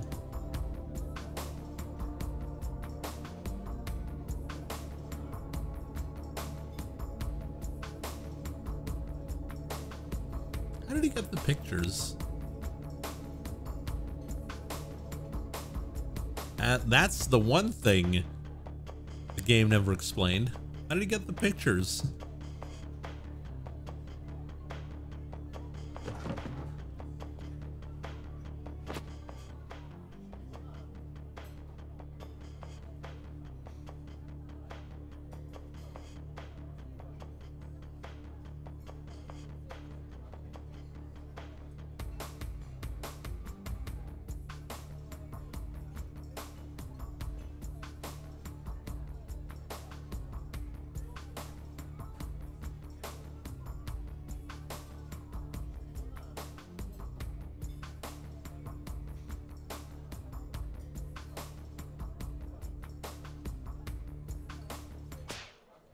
We do have enough. You, Toyama, you're gonna write the last one. Damn. I thought I was out, but they pulled me back in.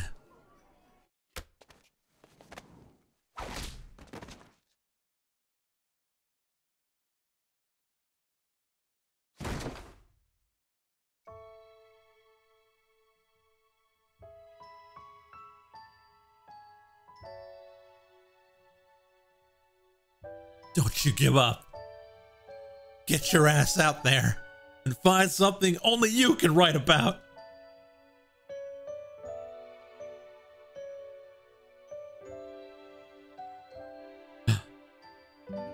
His determination restored. Maybe I'm not so washed up after all.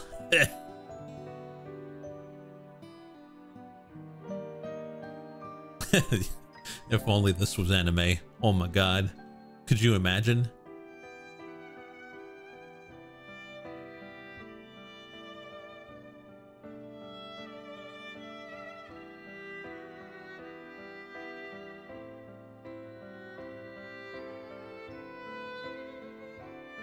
Who is this old guy? It's Toyama. Like the whole point of Minorikawa's storyline. Like the whole point of Minorikawa's storyline is saving Toyama's ass.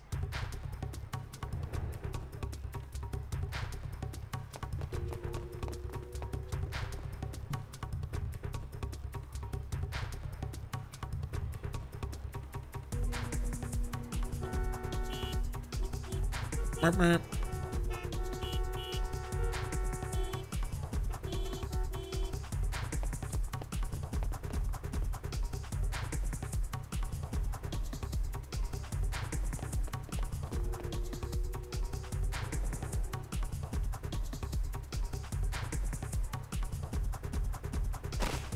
Chiaki! No!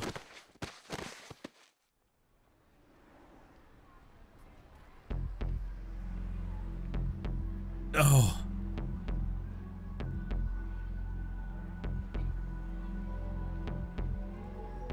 Chiaki destroyed.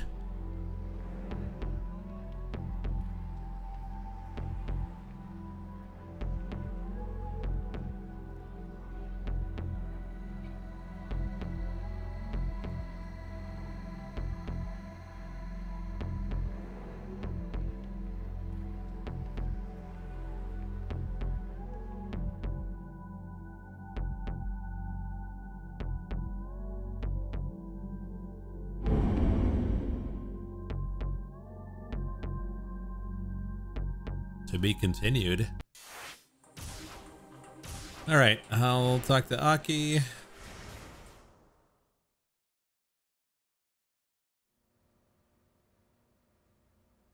Standing in the doorway was a man Aki didn't recognize, his face pale.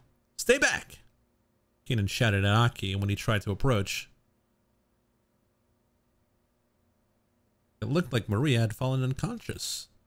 Aki's heart was racing in his chest. An eerie silence fell over the room. For several seconds, no one said a word, their eyes all fixed on Maria.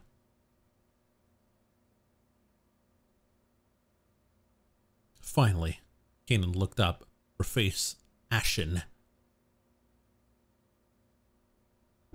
It's starting.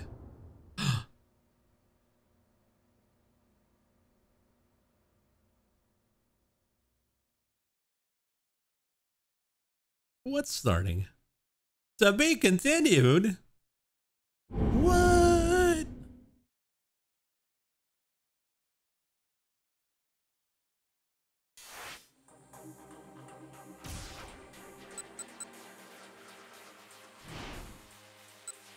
I guess after this, we're going to be at the end of the chapter.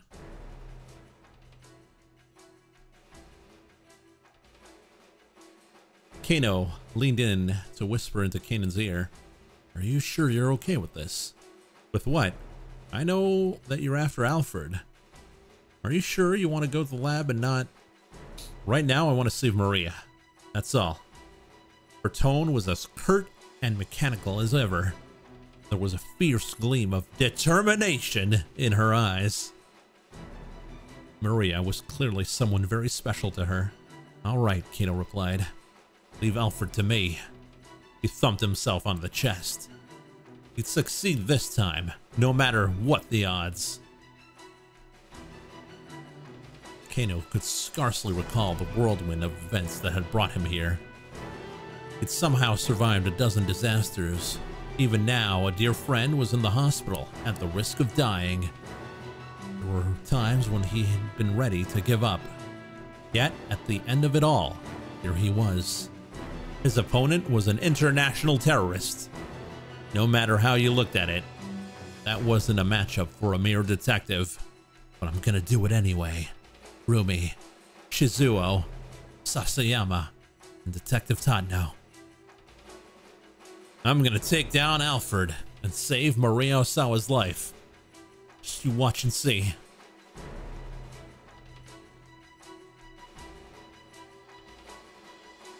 We did it! Everyone made it! Next chapter beginneth now.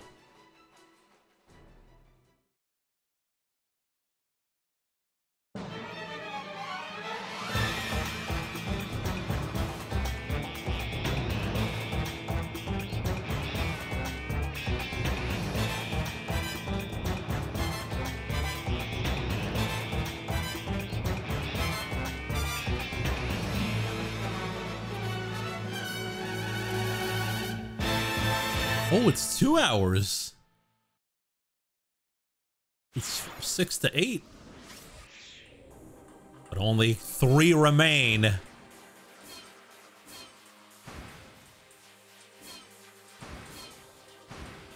Aki's on keep out as well? Only 2 remain.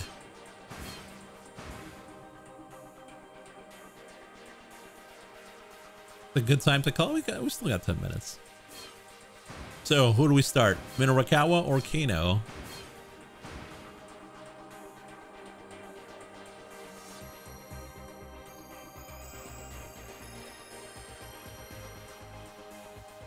Ikuno.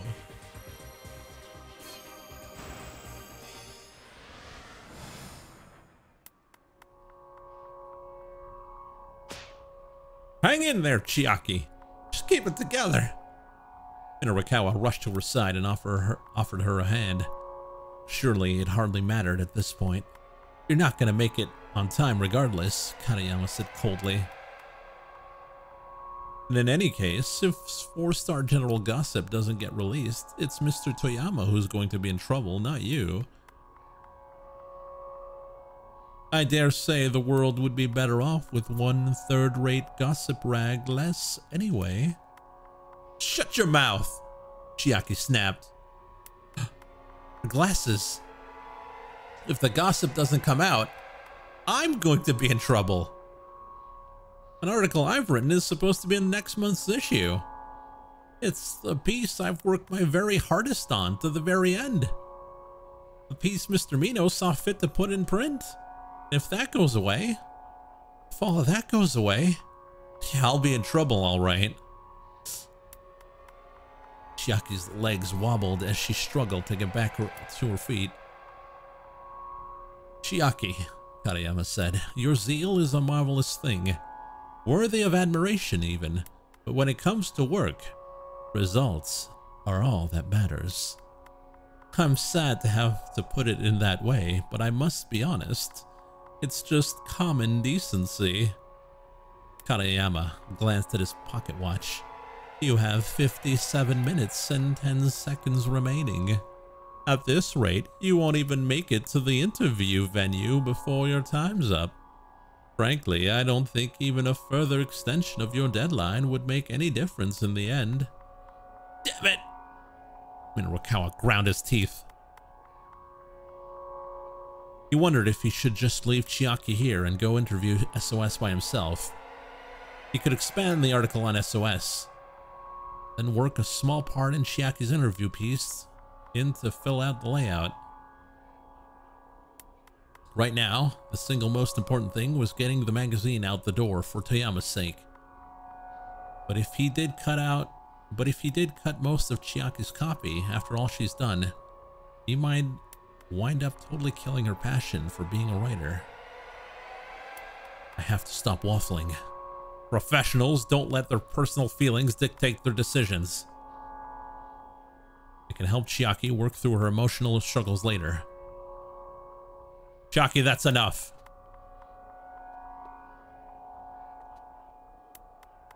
The young woman got to her feet, staggering as she began to climb the stairs.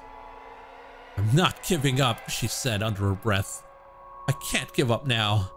Though obviously in pain, she struggled to keep her legs moving. Damn, I can't do it. Look how hard she's fighting to stay in the game. I can't tell her I don't need her article now.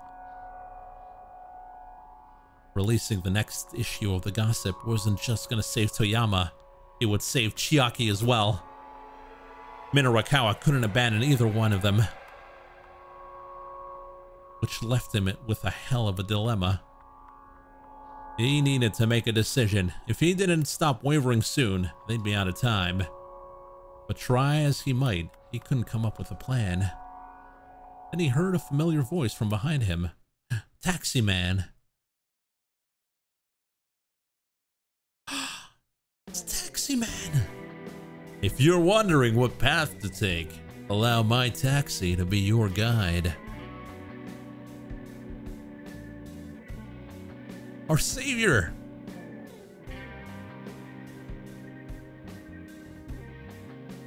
Minorikawa spun around to see Kimizuka standing there. Where to, sir? The driver asked. Despite his polite demeanor, his pride was obvious. Mr. Kimizuka? I appreciate the thought, but with this traffic... Traffic? I see nothing of the sort. Okay, sure, but...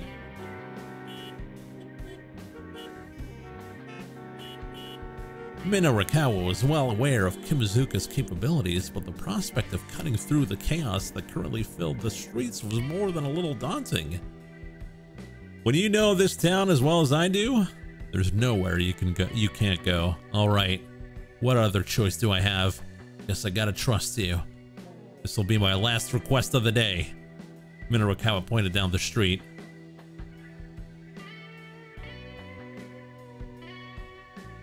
Take us to Bride in Harajuku, Harajuku. Take us to Inferno in Ura Harajuku. Take Usto to the Labyrinth in Ura Harajuku. Do you have any place in mind? Someone forgot to put a space. Who's the editor? Yeah, did you have any place in mind? Kimizuka's eyes went wide. Do I have a glimpse into a young lady's mind? He asked. Look, I'm sorry. We're in a big hurry here. Don't make me have to repeat myself. Yes, sir. Thanks. Very well. And here goes. Kimizuka cleared his throat and adopted a look of artistic intensity. I want to say it, but I can't say it. I thought today might be the day, but when our eyes met, it felt so cold. I'm wandering alone in a labyrinth of love. Why can't I just share how I feel? Look back my way. No, don't look back. If I do ever share my feelings, what happens to us then? That's a river we won't be able to uncross. I want to wreck things, but I don't really want to wreck them. I'm sorry for pretending to be so upset. I just want to get some distance, but I can't get that distance. I can't do this over the phone. I want to forget, but I can't forget. That day about half a year ago, it was such a trivial thing, yet I treasure it even now. I want to say it, but I can't say it. Even if I did, even if I could. Like a shell caught in the pounding surf, caught and tumbled back and forth. Then more than friends, but not quite lovers.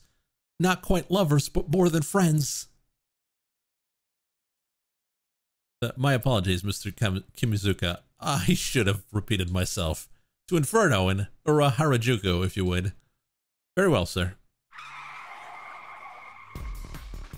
Whoa! As soon as Minorikawa and the others had climbed into the cab, Kimizuka tore off in Shibuya's network of narrow side streets. Passengers in the back seat jostled roughly back and forth to the sound of screeching tires. This is altogether far too excessive, Katayama murmured, wincing as his head bounced repeatedly against the window. Ouch. To think we'd allow such inconsiderate driving here in this country.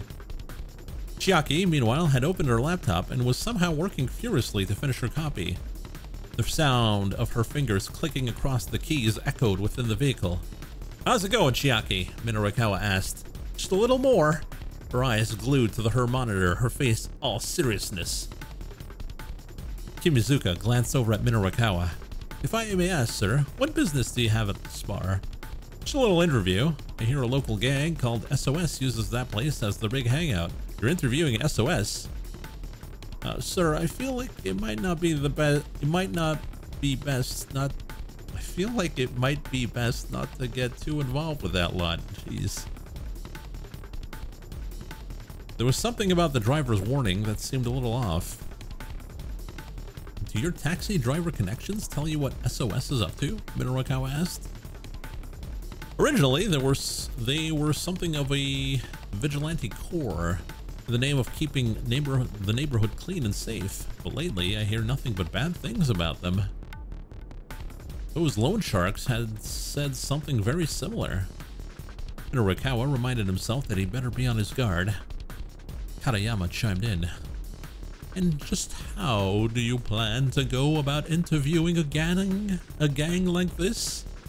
"That's nothing for you to worry about. I have a plan." "Oh, and what exactly is this plan?" "It's a secret." Katayama gave him a derisive grin. Clearly, he wasn't impressed. Minorikawa turned to look at Chiaki. She appeared too engrossed in her copy to even hear the conversation. "I realize this is for work," Kimizuka said worriedly. But do you really need to take such risks?" "Yes, I do." Minorikawa thought back to that look on Toyama's face. That look when he finally regained his confidence. He couldn't let Heaven Publishing go under. Toyama provided the canvas on which Minorikawa shared his art with the world. Thinking about it now, Minorikawa realized he'd always been chasing Toyama's shadow. Though it was galling to admit, that man had been the ideal Minorikawa strove to live up for. That's why he hated seeing Toyama reduced to such a pathetic state. He wanted Toyama to remain indomitable, to keep busting down any and all obstacles in his own particular way. Still, Minorikawa wasn't about to voice these feelings aloud. He felt more than a little embarrassed to be taking it all so personally. When you take on a job, you give it 100% every time. That's what makes you a professional, he said. Wouldn't you agree? I do indeed, Katayama chimed in. But you'll have to demonstrate that 100% in the limited time you have left, which is, by the way, 51 minutes and 31 seconds. And I will not budge in the slightest on that submission deadline. Please do keep that in mind. The man took another look at his watch. I've got half a mind to break that thing, Minorikawa told him. Breaking my watch will not stop time. Minorikawa shot him a furious glare, but Katayama's composure was unwavering. The guy was unflappable, and the only way Minorikawa was going to be able to put him in his place was to meet his damn deadline. Easier said than done, though. He'd want to use 30 of the 51 minutes he had. He would want to use 30 of the 51 minutes he still had to write the article. That only left him 20 minutes or so to get the material. Kimizuka suddenly slammed on the brakes and the cab skidded to a halt. Minorikawa stared through the windshield in shock and saw a smallish, boxy minivan weaving erratically along the road. Whoa, look out! That thing's heading our way! Don't worry, sir, the driver replied. Just leave this to me. Keeping his cool, Kimazuka dexterously steered them clear of the oncoming vehicle. As the minivan sped past, an eerily cold breeze wafted over the taxi minivan. The vehicle is being driven by members of the Wandering Angels theater troupe. They are on their way to return the dry ice machine they used in their performance to Endo Electronics. The machine is malfunctioning, continually spitting out the white plumes of carbon dioxide. The troupe members inside the van are beginning to suffer from oxygen deprivation and are driving around Shibuya in a daze. Will they be able to make it to Endo Electronics in the end? What the hell was that? Minorikawa asked. I'm not sure. Well, let's hurry on our way. Nimbly manipulating the gear stick, he stomped on the gas once more.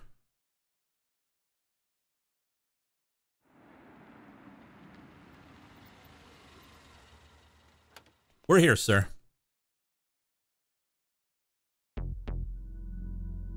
They pulled up outside of the dilapidated old pool hall. You're a lifesaver. Minorikawa clapped a hand on Kimazuka's shoulder. Just be sure to be careful, sir. Minorikawa nodded. Huh? What? Chiaki asked, looking up. What are we being careful about? Nothing, Minorikawa said. You just wait here in the car. You still got that copy to finish up, yeah? Well, yeah. All right, then. Chiaki frowned, but resumed her typing. And you wait here too, Minorikawa said to Katayama. But of course, that goes without saying. Incidentally, you have 49 minutes and 6 seconds remaining. Minorikawa did some quick mental math. With the half hour he already set aside, that gave him 19 minutes. However, dangerous SOS might be, he couldn't afford to hesitate for even a single second. Bracing himself, he stepped out of the taxi and headed into the pool hall. Whew. Minorikawa took a deep breath as he approached the grimy door. Here goes. He drew his leg back and gave the door a hefty kick.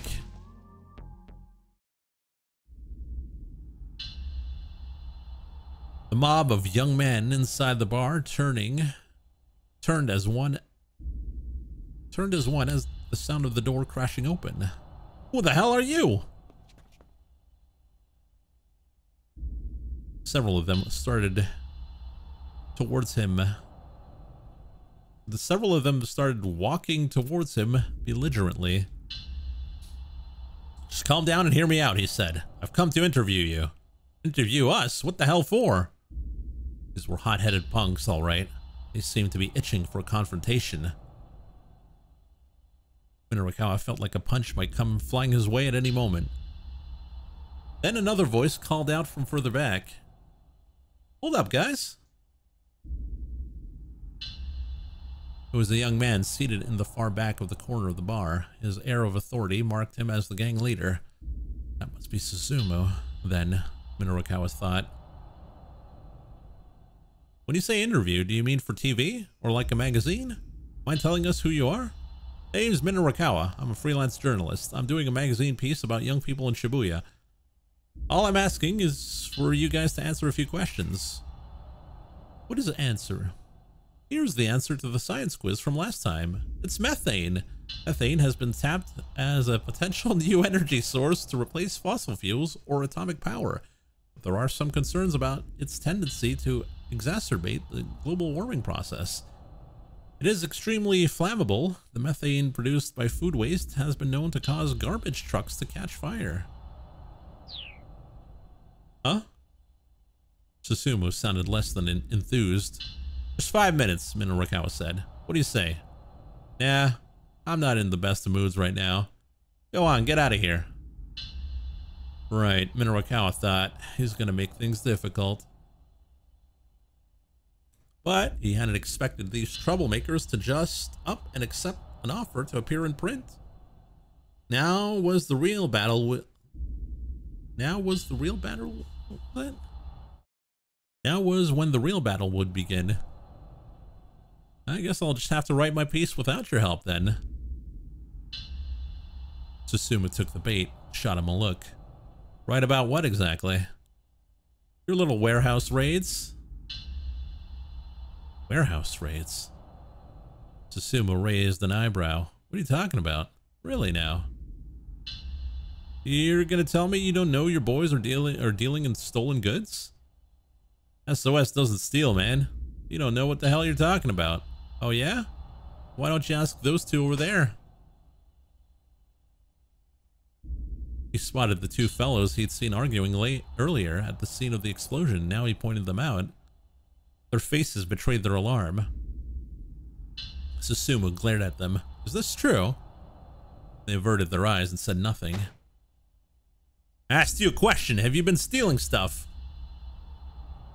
After a long moment of surly hesitation, both young men nodded. You idiots! Susumu marched up to the two of them and without warning decked them both. How dare you sully the SOS name? As the two gang members cowered, continued to punch them repeatedly. Okay, enough with the beatdown. Minawakawa stepped up to intervene. Let's get down to business here. I won't reveal anything about the warehouse raids. In exchange, you give me my interview. How's that? Not a bad deal, I'd say.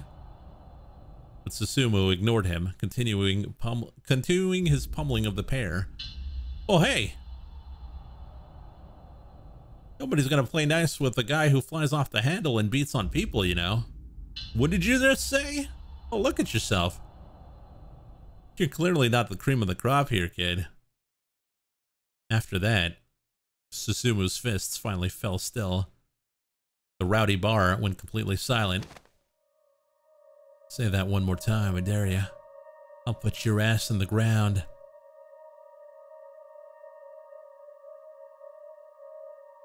The gang leader's eyes were red with rage. Minawakawa snorted, unafraid.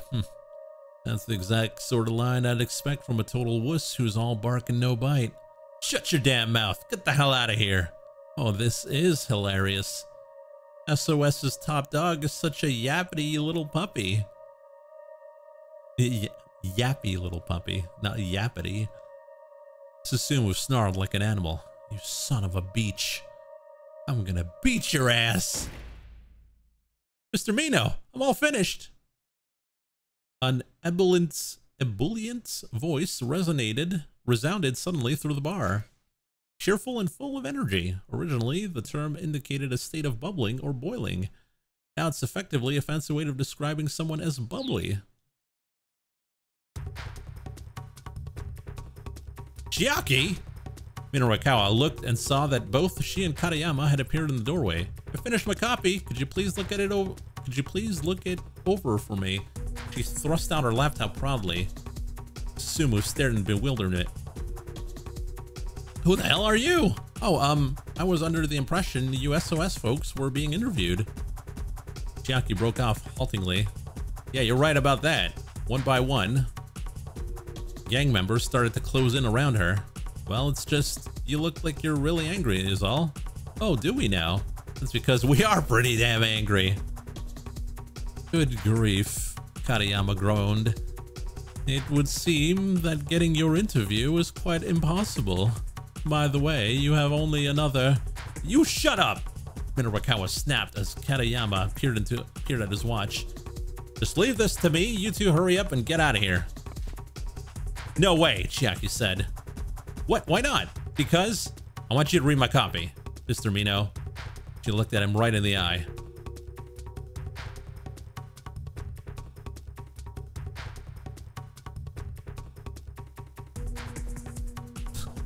All right, let's postpone the interview. Didn't have much of a choice. He postponed the interview to read over Chiaki's copy. All right, he said. Let me see your laptop. He held out his hand and started to make his way over to her. Whoa. Before he could reach her, the SOS punks had Chiaki and Katayama surrounded. Oh, what's this? Something important? One of the gang members reached out to grab Chiaki's computer. Knock it off! Don't touch that! She struggled to resist. Leave the girl alone, you scumbags, Minorikawa barked. The young men in the bar stopped and turned. Susumu was quick to respond. Screw you, man. Who are you calling scumbags here? Any guy who raises a hand to a lady is a scumbag. If you're looking for a fight, you can fight me. Just get your hands off the girl. Minorikawa did his best to look unafraid as a couple dozen vicious gazes now turned back on him. Bring it on, Susumu said. Hey, someone go stand and look out out front. He snapped his fingers sharply. Get him. At the signal, Suzumu's men quickly closed in on Minorikawa. It was like being caught up in a tsunami. He took a hard punch to the face and his vision went blurry. Before he could react, he was hit again, twice, thrice, with punches and kicks. Jump kicks? The moment his first assailant paused, another joined in the assault. 4 blows, 5 blows, 6. Minorikawa lost count somewhere around 30. A metallic taste filled his mouth, and he could feel his consciousness fading. All the strength was being battered from his body. He couldn't even tell if he was standing on his feet or lying on his back. And suddenly, he felt himself... Then finally, he felt himself crumple to the floor.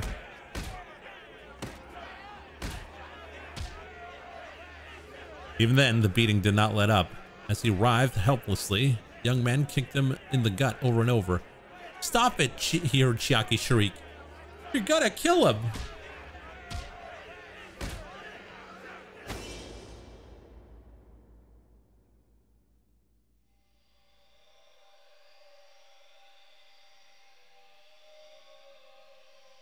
Eventually, Minorikawa forced himself to go limp. Finally, the kicking stopped. Oh crap, one of the thugs muttered, sounding panicky. Did we take this a bit too far? Mr. Mino! Chiaki rushed to Minorikawa's side, sobbing, Please! She cried out, Answer me! He held his breath and said nothing. Mr. Mino! Tears streaked down her cheeks. She shook him desperately. Don't worry, he gasped out at last, holding up a hand to stave her off. She let out a yelp of surprise, staring at his battered face. He could feel blood trickling from the corner of his mouth. He turned his grisly visage on the gang members as he painfully rose to his feet. Wahahaha! Abruptly, Minorikawa broke into peals of mocking laughter. Mr. Mino? Chiaki stared at him, aghast. Wah! He only laughed the harder. It seems he took a few too many blows to the head, the poor thing. Katayama averted his eyes, unable to watch. Wah! Minorikawa shot out an accusing finger out at the crowd. Looks like I win this round. What? Susumu blinked, dumbstruck. Don't you get it? Minorikawa said thickly around his bruised tongue. What I'm saying is, you're a bunch of idiots. Now then, if you'll pardon me. Oh, I get it. Minorikawa was halfway out the exit when Katayama's exclamation rang out. You were planning all along to let these guys beat you up, huh? Minorikawa jerked to a halt, his shoulders trembling.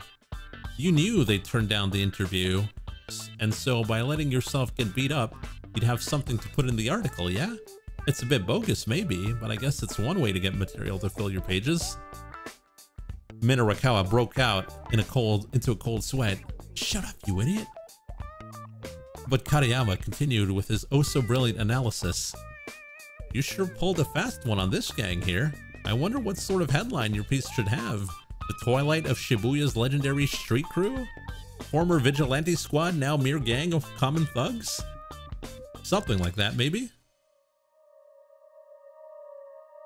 Susumu stared daggers at Minorikawa. Go on, I dare you to write that up. Then we really will put your ass in the ground. He moved to block the path to the door, clutching a broken beer bottle in one hand. You moron! Minorikawa bellowed at Katayama. I was this close to pulling it off. Ah, well, that is a shame, isn't it? Katayama replied. Minorikawa rolled his eyes. Gee, you think? Susumu slowly advanced on them, beer bottle at the ready. Incidentally, Katayama said, you have 40 minutes and 7 seconds left. Good luck. Minorikawa hung his head. Was everything futile at this point? Well, what does futile mean? Well, it's hopeless, pointless, ineffectual, not to be confused with feudal, which refers to the political system of the Middle Ages involving lords and vassals and fiefdoms. I guess. All right, cool your jets. I'd say that's quite enough.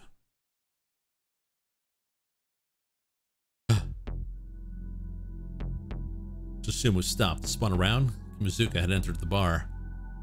The taxi driver stared out sternly from behind his sunglasses. All the young men in the bar fell silent. Minorikawa and his companions exchanged glances. Aw, man, you? Susumu's face twisted up in awkward embarrassment. Mizuka's tone was light and playful, but intimidating nevertheless. Well, hey now. That's no way to address your teacher. Teacher? Minorikawa blurted in disbelief. Mizuka nodded. Yeah, until last year I used to be a teacher. But I got into a bit of a dispute with my school, so I moved on. These guys here are all former students of mine. Sorry that there's such a bunch of good-for-nothings. Wow, Chiaki said. Hey, I would have never guessed. I thought since I wasn't their teacher anymore, it was my place to butt in, but I couldn't sit idly by and let one of my customers take a beating. Mizuka turned back to Susumu. This guy totally played you, every last one of you. Susumu bit his lip in frustration. Still, it's hard to imagine anyone would want to take a beating from this many guys at once, so it's hardly your fault for falling for it. Mizuka had switched gears from taxi driver to street smart mentor. You guys lost this one, he said, and for that, you need to give him his interview. No way. Susumu looked disgusted. Look here, kid, Mizuka said. Let yourself save some face and help the man out. And maybe you won't come off as a bunch of total idiots in this article. He flashed an amicable grin. Well, if you put it that way, fine, alright. Susumu blew out his breath in resignation. Susumu, you can't just let yourself cave like that. The remark came from a particularly nasty-looking young fellow who slouched on the bar sofa. Minorikawa recognized him, the kid he encountered earlier that afternoon wandering around with a wooden cudgel. You shut up, Kiryu! Kiryu? Susumu said. So what, you're just gonna let SOS make a mockery of itself? Kiryu demanded. The gang leader let out an annoyed growl but said nothing. And you still think you've got what it takes to run Shibuya? Shut up. I've already said I'll do it. Kiryu sneered sullenly at Suzumu's outburst. Mr. Mino. Minorikawa was just letting out a sigh of relief at being able to get his interview when Chiaki scurried back up to him. Please, can you read my copy now? Her face showed a strange mixture of confidence and unease. All right, he said resigningly. Let me see it.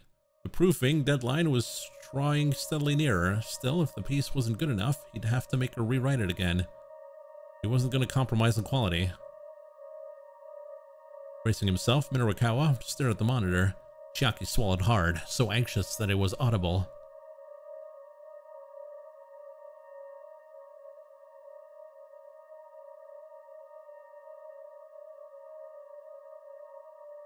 Minorikawa gave the piece a fast once-over, then read it again more closely.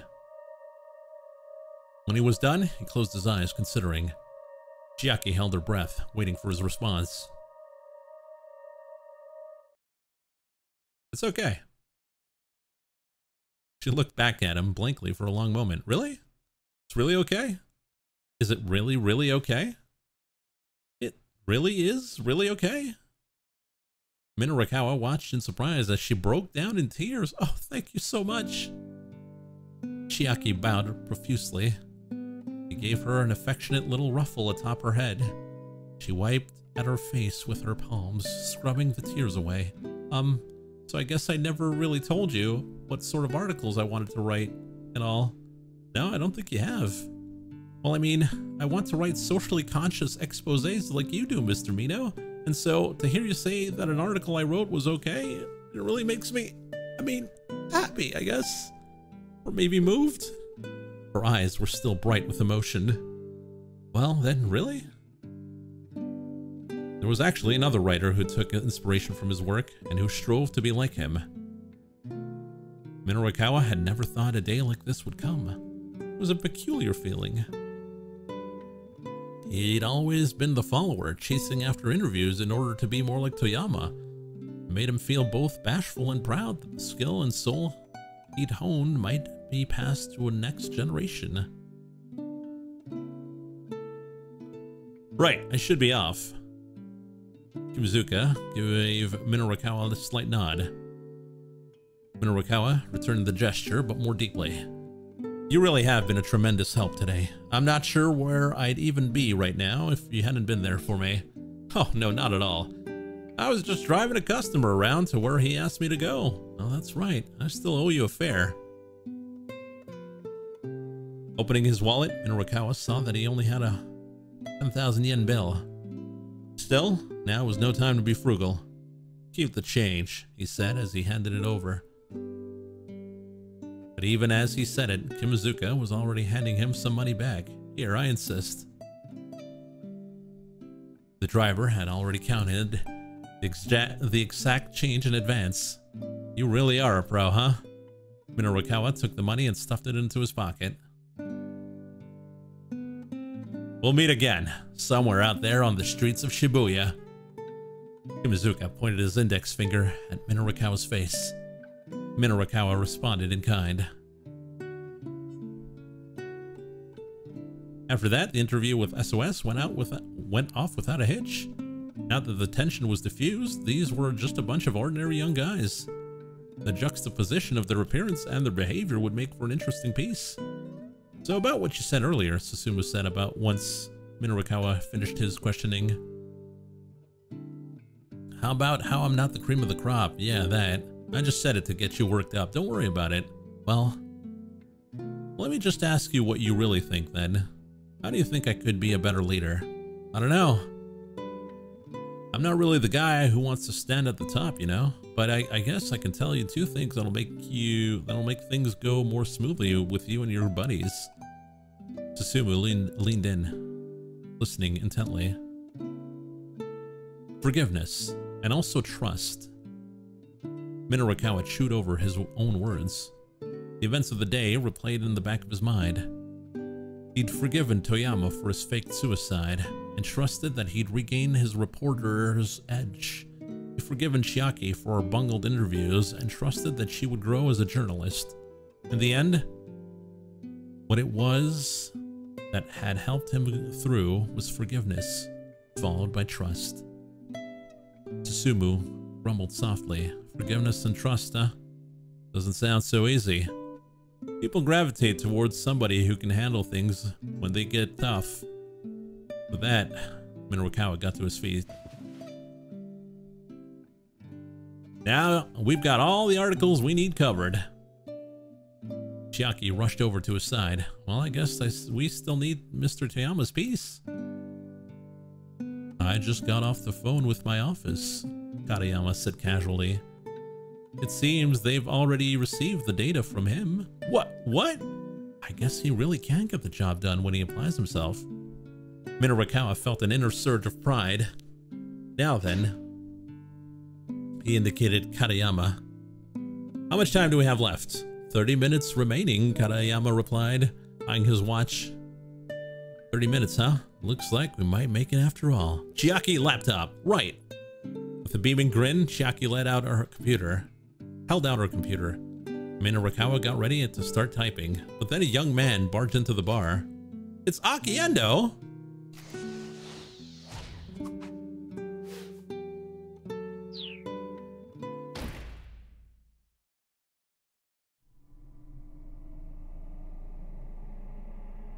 The newcomer hurried over where Susumu was sitting and promptly prostrated himself on the floor.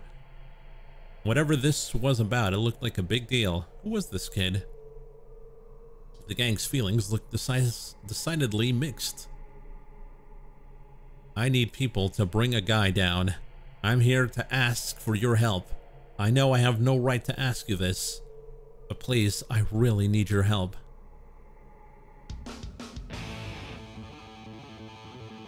As Minarakawa listened to the young man's conversation with Suzumu, he could feel his blood start pumping.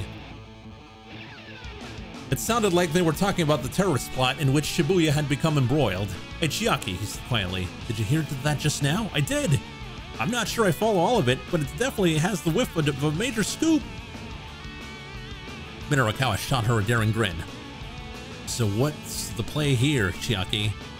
We interview him, of course. But we only have 30 minutes left, right?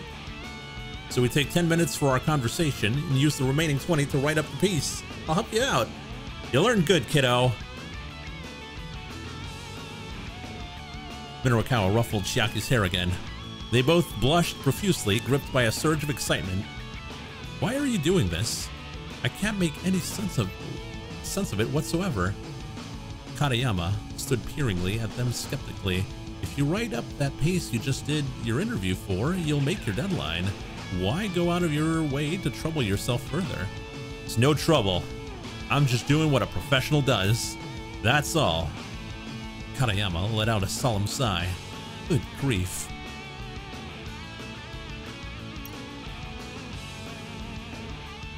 He looked at his pocket watch again, then snapped it shut. Well, if you aren't concerned about the time, then do as you please, as you like, I suppose. I'll admit you've made me quite curious to read this magazine you're putting together. They won him over. Minarakawa and Chiaki rolled their eyes as they turned away. They were making their way over to Suzumu and his gang. The interviews aren't over until you have what you need. You refuse to let them be over. You spend every last second you have to do the best job you can. That's what being a professional journalist is all about. Minarakawa cracked his knuckles and stepped between the two men. Sounds like you've got an interesting story. Mind letting me hear it too?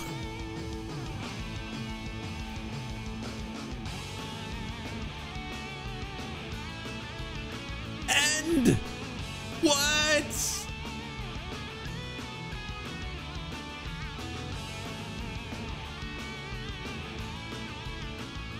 The end of Minarakawa.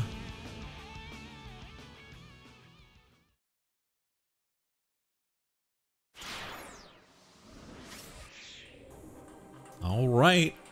And I do believe we will call it there for tonight.